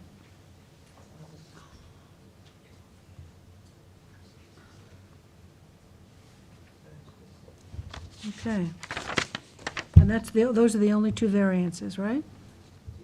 Yes, that's what's being requested. Okay. I'm sorry. Sorry. Sorry about that. So I recommend it be adopted with the Okay. modifications. Okay, motion? Motion. Motion by Gloria, second by Second. Robin, all in favor? Aye. Opposed, abstention, 6 in favor, 1 absent. Anthony, you're 911 Flanders. Actually, Oh, the- up to the podium. This is I'm gonna do my last three things and we'll be quick. You can sit. There's a mic here. Let me join the board. Join the board. You have to come on this side. That's what I'm telling you. 911 Flanders, so that's the 7-Eleven and gas station at the traffic circle in Flanders. They're currently before the zoning board. The zoning board is coordinating SECRA. And so we received the coordination request, and so this action is just to acknowledge from the ZBA that they sent out the request, and we're going to respond that this board wants to be lead agency. We want to be on lead that. agency, for sure. Yeah, for sure. They're aware of it already. So that's the action to resolve that you would. Okay, so motion to assume lead agency by Gloria, second by Robin, all in favor. Opposed, abstention, 6 in favor. Anthony, One I absent. saw that very long traffic report, which I chose not to read for today. Okay. Are we going to get some help with that at Well, some point? what I would say When is we do this. secret, we will. What I would say is this, we'll see if we even need to get to the point of hiring a traffic consultant. I Okay. mean, to me, I think this issue, so, and it's well documented. Okay. So we may not even get to that point. Yeah, I mean, I was looking at it on my phone, and it was like, no way I can make sense out of that on my little phone. Yeah, no, that's hard. That is definitely hard. Okay, Just real quick, 18 Bridge Petroleum, no, I'm gonna do 19. 19 the Enclave. So this was a 4-lot subdivision in Noyak previously, by the Fenoyak Road, and this was one where it's a piece of property with a 50-foot wide strip that goes to the road. So they're showing a new road with a yield of 4 lots. I raised the issue, I mean, it's completeness, I raised the issue about the road. It's creating now another front yard on 2 adjacent properties. That could be an issue. So I suggested that the applicant submit, even though an open space plan here isn't really warranted, submitting a cluster plan because That cul-de-sac it is- gives me wiggle room to deal with flag lots and being able to adjust zoning so that we don't get a road sitting there, You so. also get an old-fashioned cul-de-sac. But, yeah, it's just, so they actually came up with a cluster plan, and most of the open space is basically perimeter open space. It's really buffering from the other residential lots. There's no open space adjacent to this. Whether or not this is a good open space plan, I don't know, but they did submit it, so I could work with it and make comments and, from there. So this was just a completeness issue. They submitted the cluster plan. Good. And so I would recommend just deeming the application complete and scheduling it Vote. for, April 14th? no, 28th. April 28th. Okay, motion? To complete and set a public hearing for April 28th by George, second by Tom. Sorry, I'll get you next time. 6 in favor, 1 absent. And then real quick, number 21, we already did a final approval. It's just a 90-day extension for them to submit final maps. It's hat trick. And it's on North Bishop's Lane in Tuckahoe. And this is just an extension for them to submit the final maps from April 3rd to July 2nd, okay, motion? Motion by Gloria, second by Craig, all in favor. Opposed, abstentions, 6 in favor. That's all I have, and I will see you in a little while. Are you home tonight, Anthony? I'll do the night meeting Okay. tonight, so we'll get the maps. You got the short Yeah. straw. Are you going to, by the way, have people sign cards if they're going to speak? We're gonna, Try to do obviously, it. we're gonna get back into that. We'll see if we Okay. can do it for tonight. All right, Do my I best. get it, I get it. Claire, you have number 20? Oh, no, Bridge Petroleum, right? Yeah, I do, but actually, I was gonna ask if we could go back to 192. But I didn't understand that there was a third variance being requested, and it may be amenable to the board, if you don't mind. That's the one for the signage. So the third variance being asked for, and I'm gonna zoom in here a little bit, is that the sign is going to be externally lit, and they're asking for an additional light fixture. And I thought that was very reasonable, because I prefer signage in all cases to be not internally lit, to be externally lit. And But because it's of going to the be size- both, you're saying? No, in this case, it's going to be externally lit, so only Oh, have just the overhang. gooseneck lights. And I think aesthetically it works, so I just wanted the planning board's viewpoint on that third variance. Are they goosenecks or what? They are. Looks like it's just coming Because it down. looks like they're coming out of the sky. It does a little bit, yeah, I know. So, if you, And they are 7-Eleven and, yeah, it's And the 7-Eleven. price of gas. The price of gas. I mean, to me, it looks like all of it is oversized. I mean, I haven't, Yeah. I mean, those The are oversized very part. large letters, yeah. We'll let the It standard. has to comply to the sign standards. comply with the sign standards. I just Right. wanted to bring that to you. Yep, so that's a third variance. One between Macy's Give and. it a try. Thank you. Thank, So, the next one I do have Bridge is. Petroleum. Bridge Petroleum. Claire, could I just ask just a question? Sure. They're advertising basically two businesses. Right. And That's a good I point. thought that was not allowed on the signs, but Site I- plan should, no. I don't know enough.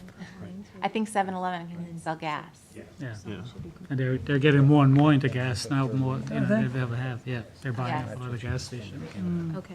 So even though that's the market, also, it's, they're not putting 7-Eleven and Sunoco on the sign. They're just putting 7-Eleven and the prices of the gas. Okay. But that's a good question. That really is. If that was an issue, that would have been part of the identified issue for the ZBA, and it was not. So identified by the building inspector. Okay, so Yeah, I mean, sizing of as- the as- internal type. As a consumer, it looks like they're advertising the convenience store and the gas price. I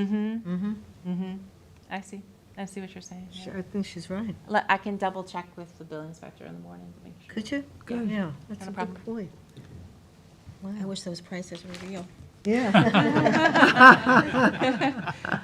If only. And clearly, those prices have no point in reality. Christine said she wishes they were. I want to go there right now and fill my tank up. Okay. It's two uses. I'm going to double check that. Okay? Thank you. Good point, though. But to be clear, 7-Eleven operates the thing and sells the gas. Yeah. So That's what I thought, too. Thank you. Yeah. Okay, no, but we'll double check. So we're not taking action on that. I have Bridge Petroleum next. It's just getting included as a two, The 1,119 I tons. guess. I thought they were gonna call for another vote, yeah. And we have our consultant here, right? Great. Nice to see you in person. I'm just going to give a brief overview, and then I'm going to have the applicant speak, and then I'm going to have, this is the order. We asked for the applicant to respond to your consultant's Right. viewpoint, and then he responded, and then we had Vin respond again to them, so we have all that information for you. They have modified the plan, adjusted it again. This is the response from Charles Southard, and I'm gonna have them speak first. Basically, they think they had addressed all the issues. They were still awaiting the crash test information, which I think they do have now verbally, but they don't have it submitted, so we'll just need it formally submitted. And of course, this has been response to that. So if you don't mind, speak first, just to summarize what you submitted to the board. And you have to address the board at the podium. Your letter, the letter that. You want me to go over my letter? Yes. Oh, Yes. because we addressed everything, so I thought that. Yeah, we'd no, like to just take care of a that. brief summary. Do you have a copy of your letter? I don't. I Oh. have a copy of Vinnie's letter, which has my response. Why don't I give it to you so If you give have me a it? copy, we can do that. Yeah, why don't I give you a copy of everything, so. I've got the plan. This is your letter. Okay, that's all I need. Okay. Thanks, Beth. And You if can come sit. Sure. Thank you. We just have to be sure that we're in the microphone. That's, Okay, all right, that's great. That's great. Just identify yourself, Charles. I can sit up there too if you want. you can, sure. Yeah, go ahead. That'd be great. I know, we all gotta get back used to sitting so close together and open. I'm afraid. Would you like a cookie? No, thank you. It's dinner time. It is. Vinnie, when he did his report, when he did his traffic study report, he had some comments to be made. Name? All right, and I addressed Sure. all of these comments. Did you say your name for the record? Oh, I'm sorry. Charles W. Southern Jr., registered architect, address 435 Bay Home Road, South Oak, New York. Thank you. And my responses to McLean Associates was that, his first comment was regarding the ingress and egress off of Montauk Highway. And he thought that there should be a right-only out, I think, was his comment on it.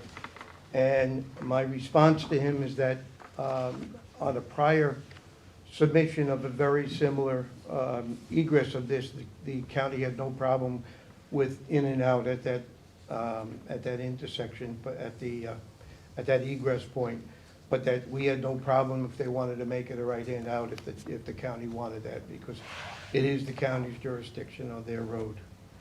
The second one, what I did was I resubmitted the plan for the pump configuration and made it a total of 41 foot from curb to curb, 19 foot on each side of a center pump island. And the pump island is 36 inches wide. We're reducing the 2 pump islands to 1. This allows for a vehicle of 7 foot wide and a 12-foot drive aisle on both sides of the pump. So Good. it will alleviate the congestion there at the pumps where people couldn't get around, people fueling. The reduction of the landscape area, because I made it wider towards Walker, was permitted because I had never taken a reduction, an increase in the landscaping when I reduced the building to 1,350 square feet. So there was a wash on the landscaping, so we're still within that 40% landscaping. And he asked me the entrances to the building themselves, and I stated that there were 3 entrances to the building. One at the front by a walkway going right to Montauk Highway, a second one from the parking lot in the rear of the building, and a third one from the pump islands on the side of it. I can see it. You guys can see that well enough, because I have a, Oh, good. A bit of a strain up as a matter there. of fact, I have 2.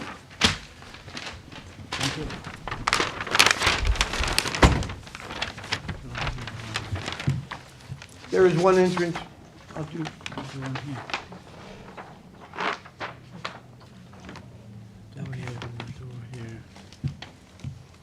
I'll do that again for you, so Jen, draw it out. There is one entrance on the front by a sidewalk that links to Montauk Highway. There is one entrance on the rear of the building, which links directly to the parking area. And there is an entrance on the west side of the building, which links to the fueling area. So if somebody's fueling, they can walk right straight into the building. I don't think that third entrance is actually shown in this plan, unless I'm missing it. They just show doors. It should show a door swing out, each one of the 3 of them. Oh, sorry, Jackie. I mean, I believe you, but I don't think it's shown. You can take a look if you like. On the west side, the one off the pump island. You are correct. The west one isn't shown, but there is a west one, yeah. Okay. Floor plan show it. My apologies, it wasn't on there.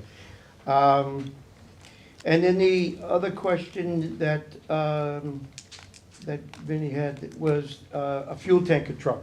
So what I did was I drew a diagram of a 50-foot fuel tanker truck showing the curb, the radius turns for the inner and the outer radius recommended by ASHTO, which is the Society for Highways.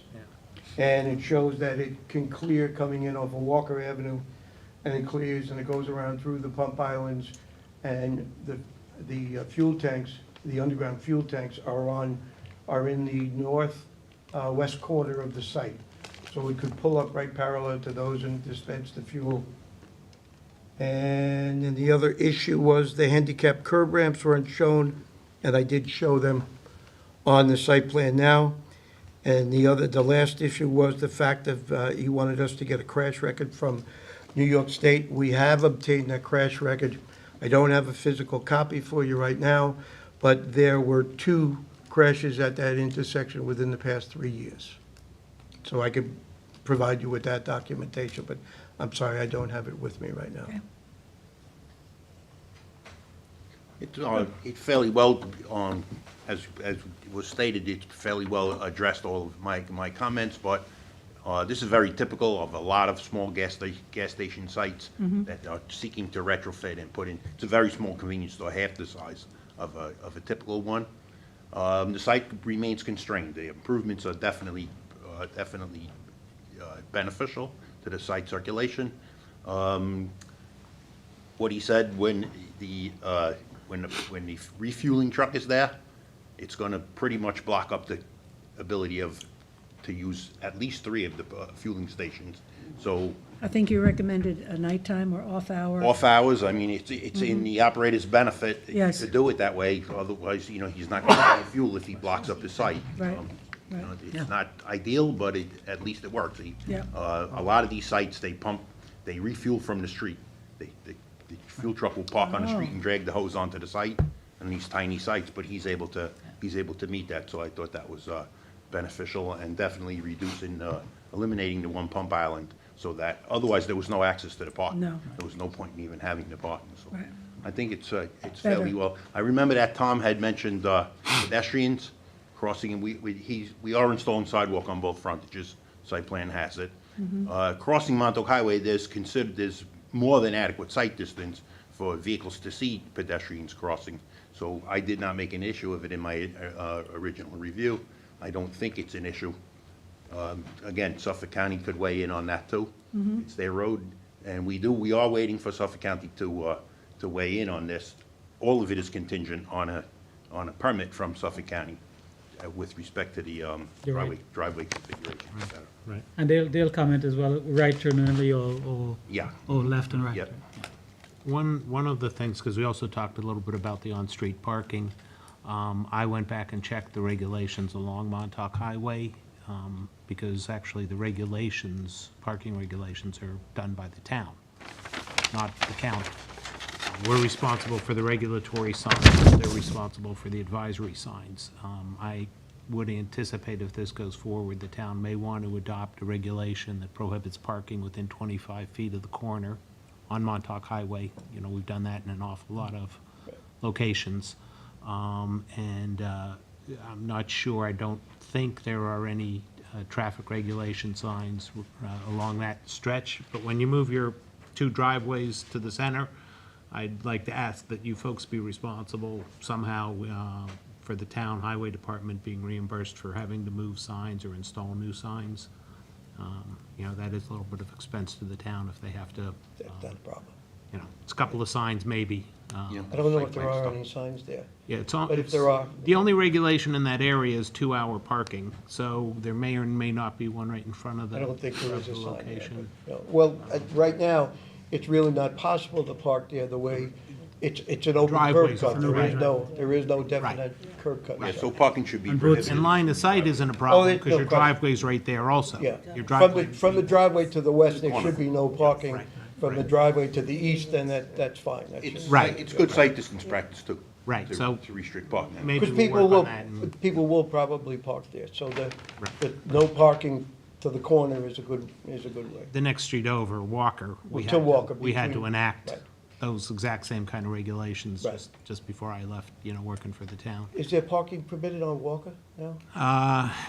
There is parking permitted on Walker. I Okay. think we talked about that maybe being an issue, but again, I found, you know, we'll probably hear from the residents if that becomes an Yeah. issue, and then the town board, the town, you know, traffic engineer, town engineer could, you know, maybe address that. If again, at least there should be a sign from the corner, and no parking 25 foot to the corner, so the corner Right, stays. on open. Montauk Highway, I think we On have to do Walker, that. Walker and Montauk No, and you're actually Montauk not and- allowed to park within 25 feet of a stop sign. So that stop sign. Okay, well, okay. That stop sign means you can't park I there. didn't know that. A lot of I don't people know how don't know many that one, people but we may have to put a sign up that says you're not Yeah, allowed to yeah. park, but. There are 9 spots available for parking in the back, right? And that's more than. There are 9 That's spots more than a plus- lot of existing. Plus, there's about things have. six spots in the And at least fueling now you area. can get to them. Yeah.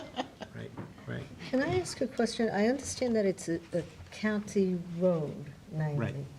But we have a right on our site plan to say that where the curb cuts, or we lose that right. They have to approve The it. county It has to approve the it. curb So we cuts. can recommend, with your permission, that it would be right only, the one curb cut and right only, and then hope that the county's going to listen That's to right. us. Often they That- don't. Right, well, again, that would be a town enacting that regulation, and we usually, past practice, when we enact any regulations, either at the corner with a county road or on a county road, we send them to the county for their, you know, opinion.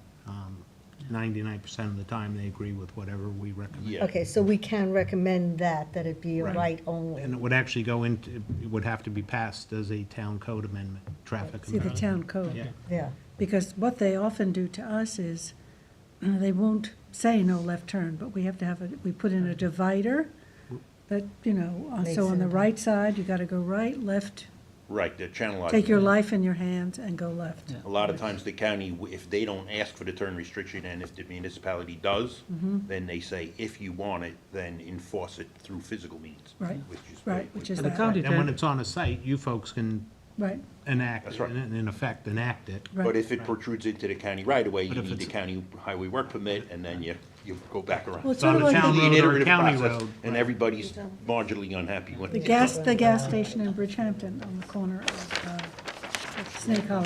It has that exit. Yeah. Right. It's channeled. And this one we would be restricting the left out. Yeah. I was thinking left turns in might not be, No. they're only crossing one lane of traffic to get in, so it wouldn't really matter. They'll only make the left on Walker anyway. So really, I was most concerned with left turns out. But Yes, left turns in would be a problem because it's a one-way, it's a one. It's a single lane, yeah. Single lane. Yeah. So that person waiting to be able to get across is going to hold up the traffic behind. But they would just do it on Walker if they don't do it at the driveway. So I mean, really, I don't feel I- that strongly about it. I- Let's see what the county says. Right. Yeah, and intersection Back to crossings. that, because when I talked about the right, Yeah. I was thinking from Walker. You're Yes. talking about the right turn restriction from on the site. That's right, left turn out of the Yeah. driveway. Okay, then that is part of the site plan. is- Correct. That's why I said that, That way, that's the people who site wanted to plan. go to the west can If it make was the on left out Walker, on Walker. No, it I would wasn't be- talking about on Walker. Well, I that's was talking town. about it's a site plan Yep. issue. Yeah, that's gonna be the alternative. If somebody wants to make a left out, they'll go out the Walker side. Yes. yes. And make a left out. Yeah, we don't want them coming out of the gas station. And out of Trying Walker. to make, and from Walker, trying Yeah, to that make was my left. concern. Too many lefts, that's. Do you want to make this, because I'm getting ready to do at the next meeting, have the negative declaration prepared, because this is Yes. based upon the traffic information. Should we leave that as an open issue pending what the county says? The right-hand turn out of the property? Well, when do Or- they submit this? Have you submitted to the county? No. It's usually done through planning. It is, but not until the site plan stage. I can So- send it, Make it- I could start the process with Hillman at the county. Yeah, but I it's could still going to take a little while. So Right. do you want to leave that as an As a open issue? condition, yeah. Yeah, as an Yeah. open issue. Yeah. You may restrict right turn into only right turns out, depending on the county's feedback. Yeah, Yeah. Okay. My good. experience, they do like right turns only. Oh, they like you to restrict turns. Yeah, yeah. They would like you to remove the driveways, but they would like, They like to do that because mean, the Keep all the walkway's so cars on close the because site. it's only- exactly, on the side street. No, they want them on your road. They did it at Quogue. I spend a lot of time eliminating having to make left turns onto Montauk Highway. I will go out of my way. I think we all do that. Yeah, I mean, that's just, I like living. Yeah. With a site like this, this is gonna draw from the passing stream, so the majority of the traffic is gonna be rights in and rights out, heading east. You think, I don't know. It's just the nature of the business, Right. you know? I think, I do. I don't know, I think the plan's better, right? I Much think it's better. Much better. definitely Much improved. better. Reduced one bay, yeah. Yeah, great. So I'm going to prepare for the next meeting. We do need an extension until the 14th, but I'll have a negative declaration prepared that I'll get to the applicant.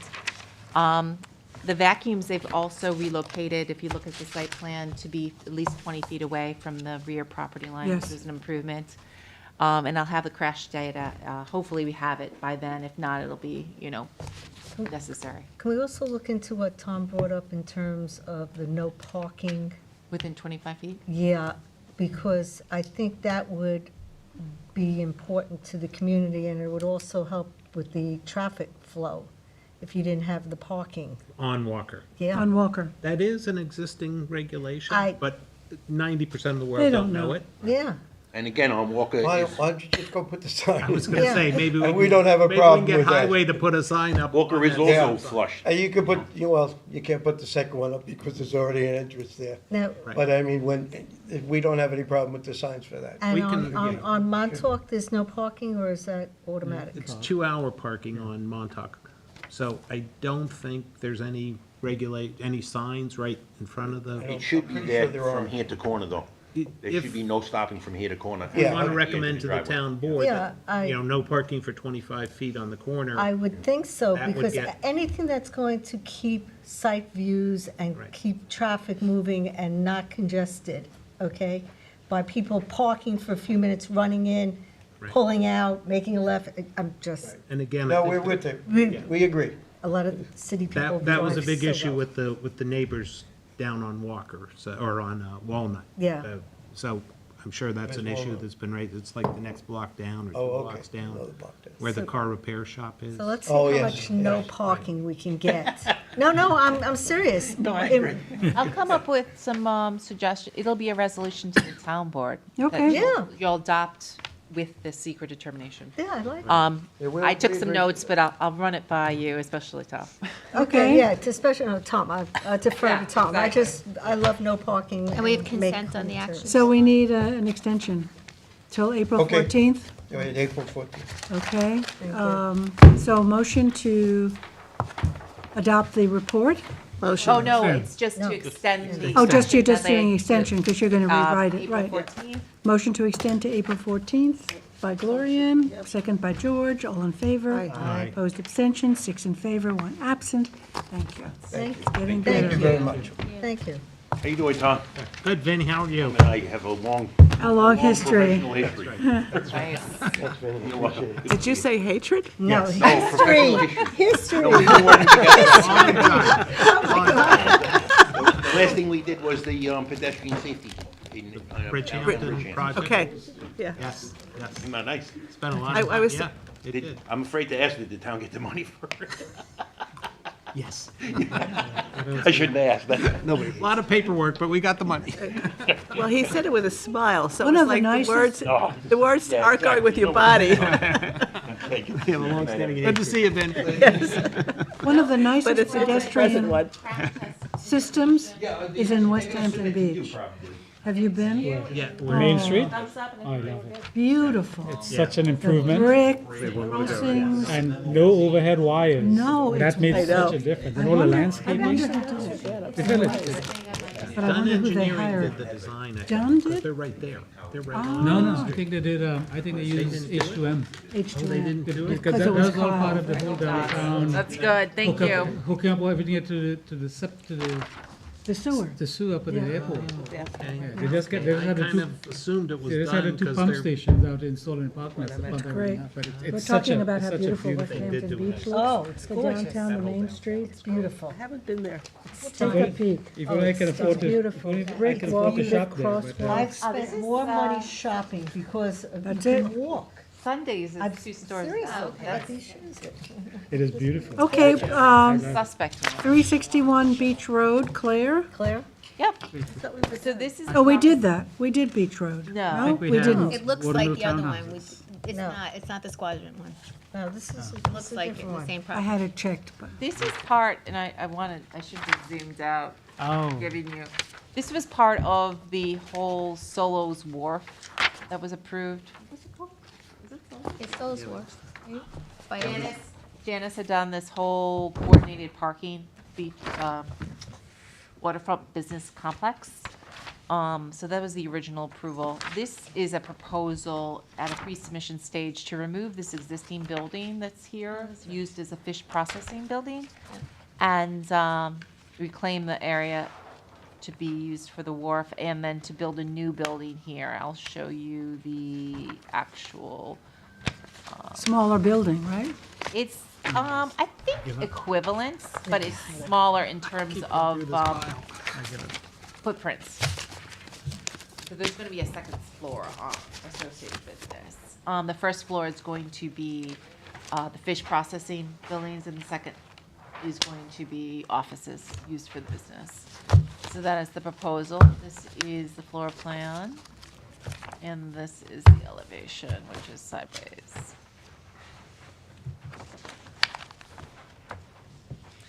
So that's the building proposed. So they've submitted for the pre-submission, meets all the requirements, and I'm suggesting a pre-submission conference for the April 28th meeting. I'm having a problem. Where are we? Hampton Bays. Hampton No, I Bays. know we're Road. Hampton Bays. Excuse me? Hampton Bay, Dew Road, a few Towards doors down from Sundays, and Thank Okay, you. so That's, Yeah, it's, Thank this you. is 2 doors down from Sundays to the west. excellent. Thank you. yeah, it's the commercial fishing dock. Yeah, okay. It's I a just- commercial fishing dock that's not the town's, Right. immediately east of the town's. Okay, thank you. Thank you. Okay. Chris. Motion to set the hearing for April 28th. Motion. Motion by Gloria, and second by George. All in favor? Aye. Opposed, abstention, 6 in favor.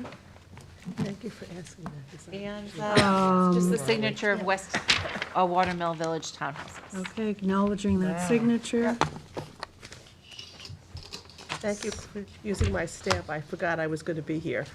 Yes, I know. So next time you're going to sign in person, right? Yes. Or stamp in person. Well, I've come in when I've had to, Yeah? but Motion to adjourn. Motion. by Robin. Second by Gloria, all in favor. By all of us. no, I think it was in Craig and I at the same time. Now, do we have a similar package for the public hearing? Do we have the public hearing notices to be read? I got caught out last week. I didn't have the actual note.